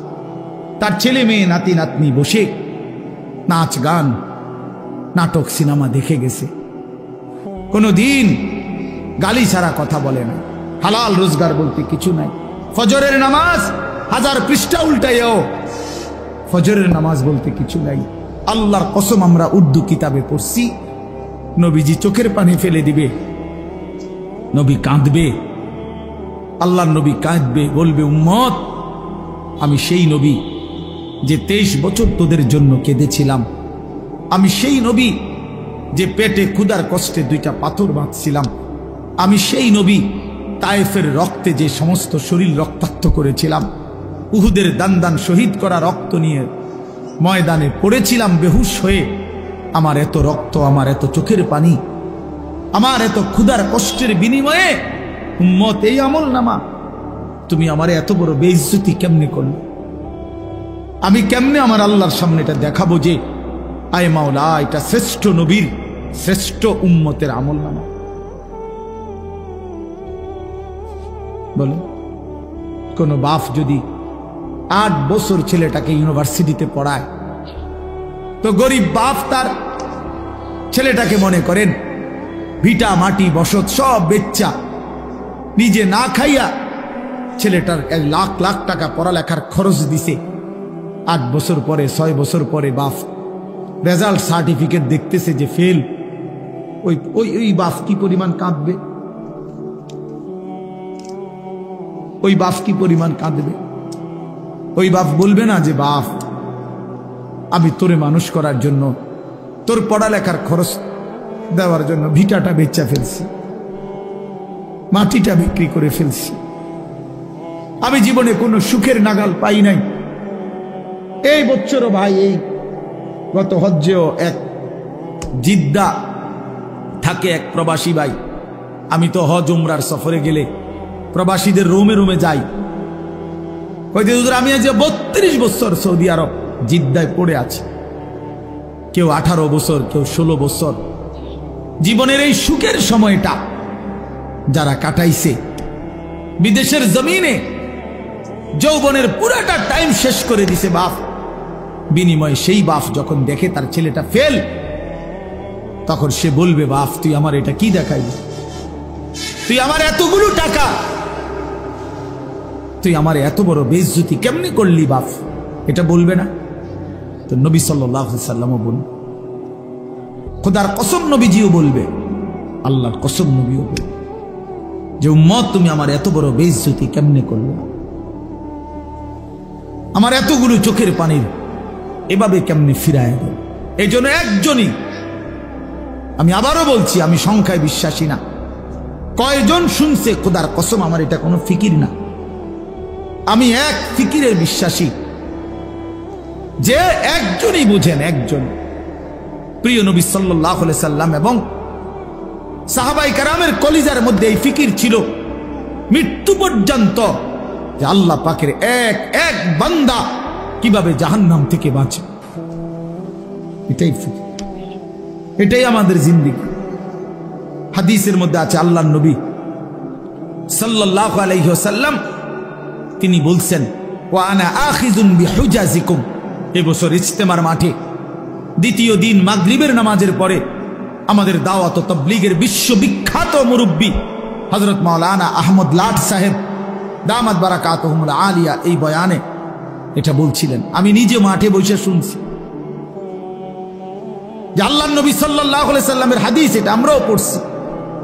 নবী সাল্লাল্লাহু আলাইহি ওয়াসাল্লাম বলছেন, ওয়া আনা আখিযুন বিহুজাজিকুম। আল্লাহর নবী বলেন, উম্মত আমি তোমাদেরকে জাহান্নাম থেকে বাঁচাইতে চাই কিভাবে, এটার উদাহরণ দিতে গিয়ে নবীজি এই কথাটা বলছেন। আমি এক মিনিট সামনে একটা জিনিস দেখাবো শুধু, মানে আমি ওনারে মহব্বত করি, তো আমি ওনার হাত ধরে বললাম, ভাই আপনার, আমি হাতে ধরে বললাম আপনি যায়েন না, ওইটা আগুন, আপনি ধ্বংস হয়ে যাবেন। উনি ঝটকা দিয়ে আমার হাত ছাড়াই নিল, এটা সম্ভব।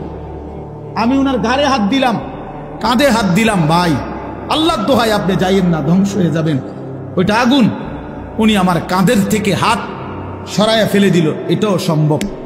কিন্তু আমি যখন ভালোবাসার কারণে আমার সিদ্ধান্ত, আমি তাকে বাঁচাবই, আমার ভাইকে, তখন আমি তার কোমরে জড়াইয়া ধরলাম, জড়াইয়া কোমরে ধইরা বললাম, না ভাই আমি তোমাকে ওই আগুনে পড়তে দিব না, আমি যাইতে দেব না তোমারে। আল্লাহর কসম নবীজি বলছে, উম্মত আমি আমার এক এক উম্মতকে কোমরে জড়াইয়া ধইরা জাহান্নামের আগুন থেকে বাঁচাইতে চাই। কোমরে জড়াইয়া ধরলে ছুটা বড় কঠিন, কঠিন না? হাতে না ছাড়াই দিলেন, কাঁধের হাতে না ফেলে দিলেন, কিন্তু কোমরে জড়াইয়া ধরলে কেমনে ছাড়বেন? তো নবী এটা বলছে, ওয়া আনা আখিযুন বিহুজাজিকুম, আমি তোমাদেরকে কোমরে জড়াইয়া ধরে চাই, তবু আমার উম্মত বেঁচে যাক, আমার এক এক উম্মত বেঁচে যাক, জাহান্নাম থেকে বাঁচো। আমার দোস্ত, আমার বাপ, আমার ভাই ফিরতেই হবে, জাহান্নাম থেকে বাঁচতেই হবে। দোস্ত বিষয়টা মামুলি মনে করেন, এটা একটা ওয়াজ করছি এই জন্য, আর 10 জন বক্তা ওয়াজ করছেন, আমিও করছি না রে ভাইয়া, এই জন্য না। সারাটা দিন রাত এই দৌড়ের উপরে থাকি, দৌড়ের উপরে থাকি। এই জন্য বললাম, আমরা এক ফিকির, আমাদের আপনাকে এটা ভাবতে হবে, জাহান্নাম থেকে বাঁচতেই হবে বন্ধু। কোরআনে আল্লাহ বারবার একটা কথা বলছে নবীজিকে, আমাদের নবীকে পর্যন্ত আল্লাহ বলছে, বন্ধু ওমা আদরাকা মা হিয়া, এই বন্ধু জাহান্নামের আগুন কেমন আপনি জানেন? নবীজিকে বলছে আল্লাহ, নারুন হামিয়া, বন্ধু আপনাকে বলছি, লেলিহান আগুনের ধাউ ধাউ শিখা, জাহান্নামের আগুন। ওমা আদরাকা মাল হুতামা, আল্লাহ বলছে বন্ধু হুতামা নামক জাহান্নামের আগুন কেমন জানেন? তো নবীজিকে আল্লাহ বলছে নারুল্লাহিল মুকাদা, আল্লাহ বলছে নবী আমি আমার কর্মচারী দিয়ে আগুন লাগাই নাই, আমি আমার কাজের লোক দিয়ে আগুনটা লাগাই নাই, আমি আল্লাহর হাতে লাগানো জাহান্নামের আগুন, এই আগুন আমি লাগাই দিছি। নারুল্লাহ, আমার হাতে জ্বালানো আগুন। আল্লাতী তাত্তাদিউ আলাল আফইদা, আল্লাহ বলে বন্ধু জাহান্নামের আগুনের প্রথম ফোঁটা, প্রথম স্পর্শ যখন জাহান্নামের আগুনে লাগবে, ছুঁইবে, সাথে সাথে নাফরমানের পুরা দেহ, ভিতরের সমস্ত অঙ্গ প্রত্যঙ্গ, কলজা সুদ্ধা একই মুহূর্তে জ্বালায়া ফেলবে। দুনিয়ার আগুন কখনোই এভাবে জ্বলে না। দুনিয়ার আগুন এক সাইড থেকে জ্বলতে থাকে, চেষ্টা করে লাফালাফি করলে, দৌড়ঝাঁপ করলে, ইচ্ছা করলে হয়তো বাঁচানো যায়।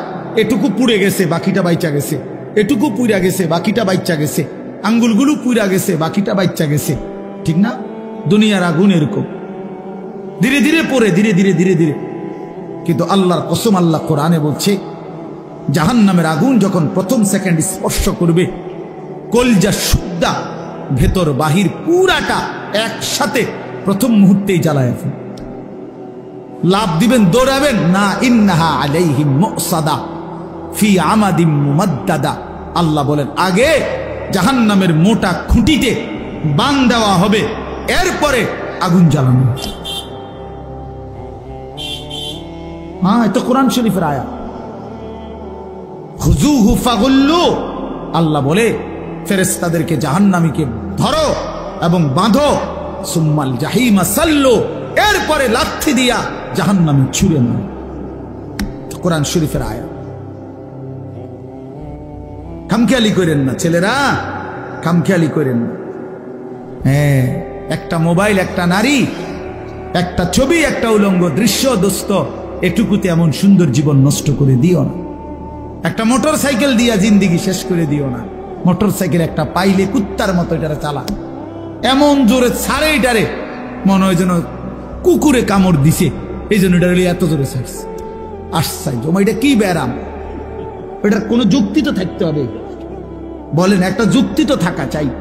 তুমি এত জোরে ছাড়লা, তুমি তো একটু পরে কাবার্ডের সাথে লরির সাথে একটা ধাক্কা খাইয়া তোমার মাথা ফাইটা যাবে, তোমার পাওটা ভাঙ্গে যাবে, এইটাও বোঝেন।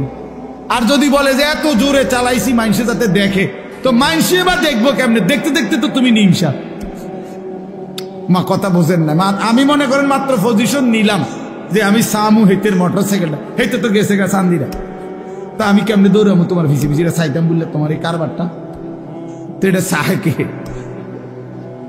একটা বিকৃত মস্তিষ্ক ছাড়া, অসুস্থ মানসিকতা ছাড়া আর কিচ্ছু না। হ্যাঁ হ্যাঁ, আওয়াজ, এটার আওয়াজ, এটা চ্যালেঞ্জার 5, এটা খুইলা, এটা একেবারে বিভৎস। মানে ইচ্ছা করে এত বড় শব্দটাকে যার পছন্দ হয়, আমার নিশ্চিত তার সিরা গেছে, তার মাথা তার অন্য কেউ সিরা লাইছে, এটা নিশ্চিত, কোনো সন্দেহ নেই, কোনো সন্দেহ, কোনো সন্দেহ, হ্যাঁ হ্যাঁ, কোনো সন্দেহ নেই। এর জন্য হের মাথার তার সিরা লাইছে দেখে সে মোটর সাইকেলের তার সিরা লাইছে। হ্যাঁ হ্যাঁ, দোনোটা মাতাল। নাউজুবিল্লাহ, নাউজুবিল্লাহ। আল্লাহ পাক আমাদেরকে বিবেক দান করেন, ইনসাফ দান করেন। তো বলতেছিলাম, আল্লাহ তাআলা বলেন, হে ঈমানদার, আমি এই কথাটাই বলছি, এই এক শব্দ বললাম, আল্লাহ জানতে চাইছে বান্দা বলো না, আমি আর কতবার বলতাম, আমি আর কতবার ডাকতাম, 89 বার ডাকলাম। সর্বশেষ কথা হইল, আল্লাহ বলে, বান্দা তোমার উপরে রোজা ফরজ করা হয়েছে, পূর্ববর্তীদের উপরও ফরজ করা হয়েছে। এই শেষ কথা হলো উদ্দেশ্য কি? আল্লাহ বলছেন উদ্দেশ্য একটাই, লাআল্লাকুম তাত্তাকুন, আমি আল্লাহ তোমাকে জান্নাত দিতে চাই। আমি জান্নাত বানাইছি মুমিনের জন্য, আমি জান্নাত দিতে চাই। আর জান্নাত নিতে হলে আরেকটা জিনিস লাগবে, সেটা হলো তাকওয়া। আর এই রমজানের মাধ্যমে আমি আল্লাহ তোমাকে তাকওয়া অবশ্যই দান করব। এজন্য রমজান, মাহে রমজান আল্লাহ তাআলা নিজের হাতে সাজাইছেন, আল্লাহ নিজের হাতে সাজাইছেন। রমজান মানে ভিন্ন কিছু। ইমানদারের জন্য রমজান আলাদা, যার কলিজায় আখিরাত আছে, যে কবরের ফিকির করে, যে পরকালের ফিকির করে, খোদার কসম তার রমজান ভিন্ন কিছু, তার রমজান ভিন্ন। আমরা কিতাবে পড়ছি আকাবির কা রমাদান, পূর্ববর্তী বুজুর্গদের রমজান কেমন ছিল, ওইখানে বহু বুজুর্গের জীবনীতে লিখছে, রমজান আসলে ওনার আশেপাশে আওয়াজ উঠত, শায়েখের এখন রমজান, হজরতের এখন রমজান, উনি পৃথিবী থেকে আলাদা। ইমাম মালিক রহমতুল্লাহ আলাইহি মদিনার ইমাম ছিলেন, জগৎ বিখ্যাত ইমাম ছিলেন। রমজান আসলে সমস্ত দর্স তাদরিস, সমস্ত ফতুয়া মাসাইল সব বন্ধ করে দিয়ে শুধু আল্লাহর কোরআন তিলাওয়াত আর রমজানের বন্দিগির মধ্যে ডুবে যাইত। আমরা যে দাওয়াত ও তাবলীগের যে কিতাব তালিম হয় ফাজাইলে আমাল, এই কিতাবের যিনি লেখক শেখুল হাদিস হযরত মাওলানা জাকারিয়া রাহমাতুল্লাহ আলাইহি সারা পৃথিবীব্যাপী বুজুর্গ ছিলেন। 60 বছর আল্লাহর নবীর সাল্লাল্লাহু আলাইহি সাল্লামের হাদিস পড়াইছেন। 11 বছর যিনি নবীজির রওজা পাকে মদিনার মসজিদে নববীতে আল্লাহ রাসূলের হাদিস পড়াইছেন। ওই এতের লগে হেতেরতে হইনা মনে করেন না এটা একটা জেনতেন বই। হ্যাঁ, না না, উনি এই একটা বইয়ের লেখক না। এই উম্মতের জন্য এই হিন্দুস্তানের মধ্যে ইলমে হাদিসের ব্যাখ্যা এবং রাসূলুল্লাহ সাল্লাল্লাহু আলাইহি ওয়াসাল্লামের হাদিসের উপরে সবচেয়ে বেশি কিতাব যারা লিখছেন তার মধ্যে অন্যতম প্রথম 3 জনের নামও যদি আসে, এর মধ্যে এই 3 জনের একজন হবে শেখুল হাদিস হযরত মাওলানা জাকারিয়া রাহমাতুল্লাহ আলাইহি। এই যিনি ফাজাইলে আমাল লিখছে। হ্যাঁ হ্যাঁ, এটা খামখেয়ালি কিতাব না, এটা আঙ্গাল কাঙ্গালে লিখছে না, আঙ্গাল কাঙ্গালে লিখছে না। এটা 60 বছর যিনি রাসূলুল্লাহ সাল্লাল্লাহু আলাইহি ওয়াসাল্লামের হাদিস পড়াইছেন। আমি নিজ চোখে দেখছি মক্কার হারামে, আল্লাহর ঘর যেখানে মসজিদে হারামের যে লাইব্রেরি, ওই লাইব্রেরিতে আপনার শেখুল হাদিস হযরত মাওলানা জাকারিয়া রাহমাতুল্লাহর লিখিত কিতাব আউজাজুল মাসালিক, হাদিসের একটা বড় কিতাব, ওইটা ওইখানের, অর্থাৎ একজন অনারবি, উনি হিন্দুস্তানের মানুষ, কিন্তু ওনার কিতাব এই আরবের মানুষ হারামের লাইব্রেরির মধ্যে শোভা পাচ্ছে। আরব ওলামায়ে কেরাম ওনার কিতাব মুতালা করে। আফ্রিকা, গোটা আফ্রিকায় অঞ্চলে লক্ষ মানুষ ওনার হাতে আল্লাহর দ্বীন পাইছে। সারা পৃথিবী জুড়ে ওনার অগণিত ভক্ত আছে। এই মানুষটা এত বেশি হাদিসের খেদমত করতেন, কিতাব লিখতেন, ফতুয়া দিতেন, মাসআলা বলতেন, একজন আল্লাহওয়ালা সাধক ছিলেন। সব কিছুর ব্যস্ততার পরেও রমজান আসতো, সাথে সাথে একেবারে দরজা বন্ধ করে একাকী আল্লাহর ইবাদতে ডুবে যাইত। আমরা কিতাবে পড়ছি ওই সময় উনার এলাকার যে সাহারানপুরের রেল স্টেশনের কুলি পর্যন্ত উনার কাছে কেউ যদি রমজানে আসতো দেখা করতে, ওই কুলিয়ে পর্যন্ত কইতো ইন্না লিল্লাহ। আপনি জানেন না শায়েখের এখন রমজান মাস, শায়েখের এখন রমজান মাস, কথা বোঝেন নাই? এই তো তাহলে সবাই জানতো এটা। কুলি রেল স্টেশনের কুলি পর্যন্ত বলতো শায়েখের এখন রমজান মাস। এই জন্য বাপ, রমজান মানে ইমানদারের জন্য ভিন্ন কিছু, মুমিনের জন্য রমজান আলাদা। রমজানই একমাত্র মাস আল্লাহ নিজে যেটার নাম উল্লেখ করছেন, শাহরু রমাদান আল্লাযী উনজিলা ফীহিল কুরআন। এই যে রমজান মাস, এই শব্দটা কে উল্লেখ করছে? কোরআনের শব্দ। রমজান মাস, এই কথাটা কিসের শব্দ? আচ্ছা, তো এই শব্দ এই জন্য আমি সবসময় বলি যে রমজান মাস এটা পৃথিবীতে উচ্চারিত হয় কতবার, কতদিন? প্রতিদিন। মাশাআল্লাহ, কতদিন? প্রতিদিন, সারা বছর। কেমনে বুঝলেন? কারণ কোরআনুল কারীম সারা বছর প্রতিনিয়ত তেলাওয়াত হয়। কেউ এদিক দিয়া পড়তেছে, কেউ পিছন দিয়া, কেউ খতম করতেছে, কেউ সবক শেষ করতেছে, কেউ এই শব্দের সবক শুনাইতেছে। তার মানে শাহরু রমাদান, রমজান মাস, রমজান মাস, এই শব্দ আল্লাহর জমিনে সারা বছর উচ্চারিত হয়। কোনো না কোনো হাফেজে কোরআন, কোনো না কোনো কোরআনের তিলাওয়াতকারী পড়তেছে, তেলাওয়াত করতেছে, এই শব্দ বলতেছে, জমিনে উচ্চারণ হইতেছে, সারা জমিনে এটা উচ্চারিত। এই জন্য রমজান দামি মাস। রমজান আলাদা বাপ, রমজান আলাদা, রমজান মুমিনের জন্য আলাদা। আল্লাহ তাআলা নিজ হাতে রমজানকে সাজিয়েছেন। আল্লাহ বলছে রমজান আমি সাজাইলাম। এই যে প্যান্ডেল আপনারা সাজাইছেন, রমজান আল্লাহ নিজে সাজাইছেন। আল্লাহ বলে বান্দা দেখো আমার সাজটা আমি সেট আপ করলাম রমজান, তুমি শুনো আমার কাছে। তো আল্লাহ নিজে বলতেছে বান্দা, এক নম্বরে বিগত 11 মাসের সমস্ত হুকুম আহকাম যথারীতি বহাল থাকবে, যেটা যেমনে আছে, যেটা হালাল এখনো হালাল, যেটা হারাম এখনো হারাম, 5 ওয়াক্ত নামাজ সহ অন্যান্য বিধান এটাও চলমান। এক, অতিরিক্ত আরো কিছু ইবাদত দিলাম। এক, পুরা 1 মাস রোজা, পুরা মাস ইফতার, পুরা মাস সাহরি, পুরা মাস 20 রাকাত তারাবি। তাহলে এই সবগুলো নতুন ইবাদত, মানে রমজান উপলক্ষে নতুন সংযোজন, ঠিক কিনা বলেন? ব্যবসায়ী সিজনে অতিরিক্ত মাল উঠায়। এখন কাপড় ব্যবসায়ীরা গিয়া দেখেন 40 লাখ 50 লাখ টাকার মাল আরো অতিরিক্ত উঠাইছে, কারণ তার এখন সিজন, তার এখন কি সিজন। তা আল্লাহ তাআলা বলে বান্দা রমজান আমার ও অসংখ্য অগণিত বান্দাকে জাহান্নাম থেকে মাফ করার সিজন। রমজান আমার জান্নাত দেওয়ার সিজন। এই জন্য আমি আরো আলাদা ইবাদত উঠাইলাম। এক, রোজা উঠাইলাম, নতুন ইবাদত। ইফতার এটাও ইবাদত, সাহারি এটাও ইবাদত, 20 রাকাত তারাবি এটাও ইবাদত। রমজানের শেষ দশকে আরো ইবাদত উঠাইলাম, আরো মাল উঠাইলাম আমি। রমজানের শেষ দশক এতেকাফ, আল্লাহর ঘরের বিধান, এতেকাফ করা এটাও ইবাদত। রমজানের শেষ দশকের বেজর রাত্রিতে সবে কদরের তালাশ এটাও ইবাদত। বলেন আলহামদুলিল্লাহ। তাহলে আল্লাহ তাআলা 6টা বড় বড় নতুন ইবাদত দিছেন রমজানে। 1 নাম্বার রোজা, 2 ইফতার, 3 সাহরি, 4 20 রাকাত তারাবি, 5 এতেকাফ, 6 সবে কদর। কয়টা হইল? এই 6টা নতুন ইবাদত। এবার আল্লাহকে যদি বলেন আল্লাহ ইবাদত আগেরটির লগে আরো নতুন দিছেন বাড়াইয়া, নেকির কি অবস্থা, নেকি দিবেন কেমন? আল্লাহ বলতো সেটাও শোনো, আমি আল্লাহ আমার রাসূলের মাধ্যমে শুনাইছি একটা নফল ইবাদত ফরজের সমান, একটা ফরজ 70টা ফরজের সমান। হ্যাঁ, এরপরে একজন রোজাদারকে ইফতার করাইবা 3টা পুরস্কার, গুনাহ মাফ, গুনাহ মাফ, জাহান্নাম থেকে মুক্তি, রোজাদারের সমপরিমাণ নেকি। নেকি বাহিরটা কেমনে সাজাইলাম?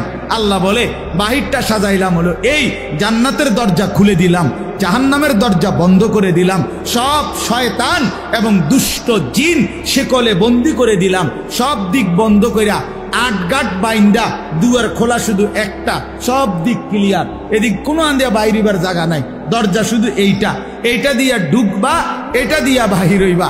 আল্লাহ যেন বলছে পুরা মাস আমি আল্লাহ নেকিও বাড়ায় দিলাম, ইবাদতও বাড়ায় দিলাম, জাহান্নামের দরজা বন্ধ করলাম, শয়তানকে বন্দি করলাম, জান্নাতের দরজা খোলা রাখলাম। এবার পুরা রমজান যেখান দিয়া রওনা দাও, কুমিল্লা থেকে, চিটাগাং থেকে, খুলনা থেকে, সিলেট থেকে, বাংলাদেশ থেকে, লন্ডন থেকে, ইউরোপ থেকে, আমেরিকা থেকে, সৌদি আরব থেকে, বাহরাইন থেকে, যেখান থেকেই আমার রমজানে রওনা দিবা, আমার বন্দিগি, আমার হুকুম মানবা, গুনাহ ছেড়ে দিবা, আমার ইবাদত করবা, মাস শেষে একটাই দরজা মিলবে, সেটা শুধুই জান্নাত, শুধুই জান্নাত, শুধুই জান্নাত। 30 দিনের মাথায়, 29 দিনের মাথায় সব ইমানদার জান্নাতে ঢুকবে, কারণ দরজা তো খোলাই শুধু জান্নাতে। বুঝেন নাই কথা? লাআল্লাকুম তাত্তাকুন, এজন্য রব্বুল আলামিন বলছে আমি মুত্তাকি বানিয়ে দেব। অতএব বাপ কদর করে, কদর করে, কদর করে, আল্লাহ বলছে মুত্তাকি বানিয়ে দেব। হ্যাঁ হ্যাঁ, বিদেশের জন্য আপনার ফ্লাইটের জন্য 2টা জিনিস দরকার, একটা পাসপোর্ট, একটা ভিসা। এই যে আমার পাসপোর্টও হয়েছে, ভিসাও হয়েছে, আমার ফ্লাইট সোমবারে, উমরার ফ্লাইট 24 তারিখ। তো এখানেও আল্লাহ তাআলা বলছে ইয়া আইয়ুহাল্লাযীনা আমানু, হে ঈমানদার, আমি তোমার ঈমানের পাসপোর্ট নিলাম। 30 দিন কথা মতো চলবা, অথবা 29 দিন, 31 দিন লাগবে না, 30 দিনের মাথায় ঈমানের পাসপোর্টে আমি আল্লাহ তাকওয়ার ভিসা লাগায় দেব, ঈদের দিন ফ্লাইটে উঠে দেব। যা, ঈদের দিন জান্নাতের ফ্লাইট।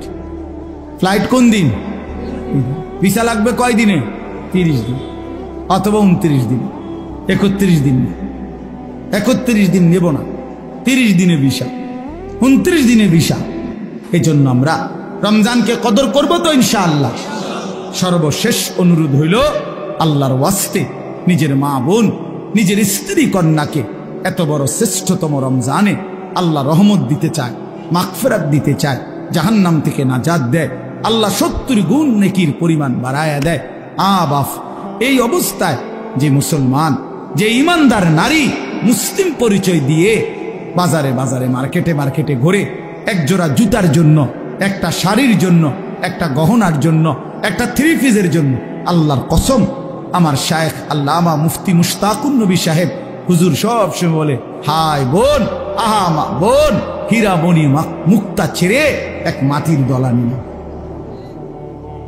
রমজানের এক এক মুহূর্ত ছিল তোমার জন্য হীরামণি মানিক, হীরামণি মুক্তা। তুমি এমন হীরামণি মুক্তা ছেড়ে দিয়ে তুমি মাটির ঢিলা নিলা, অর্থাৎ তুমি একজোড়া জুতা নিলা। তো আল্লাহ ডাকতেছে, আমার বান্দি শুনো, রহমত নাও, মাগফিরাত নাও, নাজাত নাও। নাফরমান এই বেহায়া বেপর্দা নারী বলতেছে, আল্লাহ তোমার এটি তোমার কাছে রাখো, ইতান আমার লাগতো না, আমার দরকার জুতা, আমি জুতা কিনতে যাই, আমার দরকার 3 পিস, আমার দরকার শাড়ি গহনা। ইনসাফ না, এটা ইনসাফ না, এটা কখনোই ইনসাফ হইতে পারে না। এই পৃথিবীতে এই 1450 বছরের মধ্যে পৃথিবীর কোন কিতাবে, গোটা পৃথিবীর কোন আলেম, কোরআন সুন্নাহর কোথাও এই কথা নাই যে ঈদের দিন, রমজানের ঈদের দিন নতুন কাপড় ইনটেক, অর্থাৎ আজকেই প্রথম পরা শুরু করছে, এমন জুতা, এমন শাড়ি, এমন জামা, এমন প্যান্ট পরতে হবে, এমন কথা খোদার কসম পৃথিবীর কোন কিতাবে নেই। আল্লাহও বলে নাই, রসুলও বলে নাই, কোন উলামায়ে কেরাম বলে নাই, এটা দুশ্মনের বানানো, এটা দুশ্মনদের বানানো। এটা আজকে আমাদের কলিজায় ঢুকায় দিছে। ঈদ মানে নতুন জুতা, ঈদ মানে নতুন শাড়ি, ঈদ মানে নতুন গহনা, ঈদ মানে নতুন জামা। আল্লাহর কসম এটা মিথ্যা কথা, মিথ্যা কথা, মিথ্যা কথা, মিথ্যা কথা। এটা ঈদ মানে ইবাদত, ঈদ মানে জুতা না। তোমার কি ঈদের দিন জুতা দিয়ে ফিটবো নি? তুমি জুতা দিয়ে কিনবে? হ্যাঁ, ফালতু কোথাকার। ঈদ মানে জুতা হবে কেন? ঈদ মানে ইবাদত। ঈদ মানে কি? ইবাদত। বিবাহ মানে উৎসব না, বিবাহ মানে ইবাদত। নবীজি বলছে আন নিকাহু মিন সুন্নতি, বিয়ে আমার সুন্নাত। তো যেটা সুন্নাত এটা তামসা, কথা বলেন না কেন? এটা ফুর্তি না, ইবাদত। তাইলে বিবাহ ইবাদত, ঈদ ইবাদত, এটা ইবাদত। অতএব কারো বাফে দেয় না ঈদ, এটা জাতিসংঘ দেয় নাই, বাংলাদেশ সরকার দেয় নাই। যিনি দিয়েছেন ঈদ, তুমি ঈদের আনন্দ যদি করতে হয় তো তার নির্দেশনা মতে করতে হবে। ঈদ হইল আল্লাহর, ঈদ হইল রাসূলুল্লাহ বলছেন ওমা বাজায় ডেকসেট, ডেকসেট বাজায়, ডেক পিকআপের মধ্যে বেড়ে, হ্যাঁ পিকআপের মধ্যে আপনার ডেকসেট বাজায় ঈদের দিন। ও ক্যান্টনমেন্ট থেকে চান্দিনা, চান্দিনার থেকে ক্যান্টনমেন্ট, ক্যান্টনমেন্ট থেকে এলিটগঞ্জ, এলিটগঞ্জ থেকে ক্যান্টনমেন্ট, পিকআপে কইরা আপনার পিকআপের মধ্যে ডেকসেট বাজে, গান বাজে, আর সাথে 12, 14, 16 জন এরাও কুত্তার মতো লাফায়, কুত্তার মতো লাফায়। আমার ছেলে জিগাইছিল আমার একদিন ঈদের দিন, ছোট ছেলে যাব্বু এরা এরম লাফায় গা। আল্লাহর কসম আমি হেরে কইছি আব্বা করে কুত্তা কামড়াইছে। হ্যাঁ, এই জন্য আর আজকে ঈদের দিন দেখে দোকানপাট বন্ধ, কোনো ওষুধের দোকান নাই। মিজান ভাই আইয়ালাইছে মাহফিলে, তো এই জন্য কোনো ডাক্তার নাই, এই জন্য কুত্তার কামড়ে এভাবে লাফাইতেছে। নাই তো কি কারণ বলে? এটা কোনো কথা হইল যে ডেকসেটের মধ্যে করে, পিকআপের মধ্যে করে লাফাবে? এটা কোনো ঈদ হইল? আল্লাহ আমাদেরকে বুঝ দান করে। এজন্য বাপ আমি যেটুকু সম্ভব আপনাদেরকে বললাম, আপনারা দয়া করে রমজানকে কদর করবেন, বলেন ইনশাআল্লাহ। প্রিয় যুবক ভাই, নওজোয়ান ভাই, তোমাদের কাছে আমার অনুরোধ, রমজানকে সামনে রেখে নিজেকে পরিবর্তনের সিদ্ধান্ত নাও। পুরা রমজান গুনাহ ছেড়ে দাও বাপ, পুরা রমজান 20 রাকাত পূর্ণ তারাবি পড়ো ভাই। তারাবি 20 রাকাতে, তারাবি বাস্তবিক অর্থে 20 রাকাত, আসলেই 20। সর্বোচ্চ গবেষণা এবং 1450 বছরে আল্লাহর কসম, রব্বে কাবার কসম, উম্মতের সংখ্যাগরিষ্ঠ ওলামায়ে কেরামের সিদ্ধান্ত এটাই যে তারাবি 20 রাকাত। তারাবি 8 রাকাত না, 8 রাকাত তাহাজ্জুদ, 8 রাকাত তাহাজ্জুদের নামাজ, অর্থাৎ 20 রাকাত তারাবি প্রথম রাতে পড়ার পরে ইচ্ছে করলে ভোর রাত্রে আপনি আবার 8 রাকাত তাহাজ্জুদ করতে পারেন, কোনো অসুবিধা নেই। ওটা তাহাজ্জুদ পড়বেন। আবার রমজান মাসে তাহাজ্জুদ কি হয়ে যায় না, রহিত হয়ে যায় না। সারা বছরের মতো রমজানেও তাহাজ্জুদের হুকুম চলমান থাকে, এটা আলাদা হুকুম। আর তারাবি নতুন হুকুম, কথা বোঝেন নাই? এটা কি নতুন আমল। 20 রাকাতই তারা। কয় রাকাত বলেন? 20 রাকাতে। বই একটা জিনিস মনে রাখবেন, ওই যে আল্লাহ ওয়াদা দিছে রমজানেই আমি মুত্তাকি বানাবো, 1 মাসেই মুত্তাকি, 1 মাসেই জান্নাতি। এই জন্য আল্লাহ তাআলা রমজানের হিসাব অন্য জায়গায় নেয় না। রমজানের হিসাব রমজানেই ক্লিয়ার, ডেলিটা ডেলি ক্লিয়ার। হ্যাঁ, ডেলি হিসাব আপনার। এই জন্য আপনার আমি সহজ উদাহরণ বলি, এই শেষ উদাহরণটা। ফজরের নামাজের ফরজ কয় রাকাত? জোহরের ফরজ কয় রাকাত? আসরের ফরজ কয় রাকাত? কত হইল? 10। মাগরিবের ফরজ কয় রাকাত? কত হইল? 13। এশার ফরজ কয় রাকাত? কত হইল? 17। বুঝতেছেন কিনা? বিতির ওয়াজিব কয় রাকাত? 3 রাকাত। কত হইল? এই সব কিতাবে আছে। বান্দা যদি ফরজ এবং ওয়াজিব আমলের মধ্যে কোনো ত্রুটি হয়, কমতি হয়, ঘাটতি হয়, তাহলে সুন্নত নফল দ্বারা আল্লাহ তাআলা ওই ঘাটতি কমতি পূরণ করে বরাবর করে দেয়। এই জন্য প্রতিদিন 20 রাকাত ফরজ এবং ওয়াজিব নামাজ। এই আজকের দিনে যা হইল রমজানে, তো আজকেই আবার রাতে 20 রাকাত তারাবির মাধ্যমে আল্লাহ তাআলা ওই 20 রাকাত ফরজ ওয়াজিবের ঘাটতি পূরণ করে ডেইলির হিসাব ডেইলি মিলাইয়া শেষের দিনে জান্নাত দিয়ে দেয়। হ্যাঁ, এটা বলে হুজুর আপনি এটা বানাইয়া করলেন না, খোদার কসম এটা বানাইয়া বলি নাই, এটা কিতাবে আছে।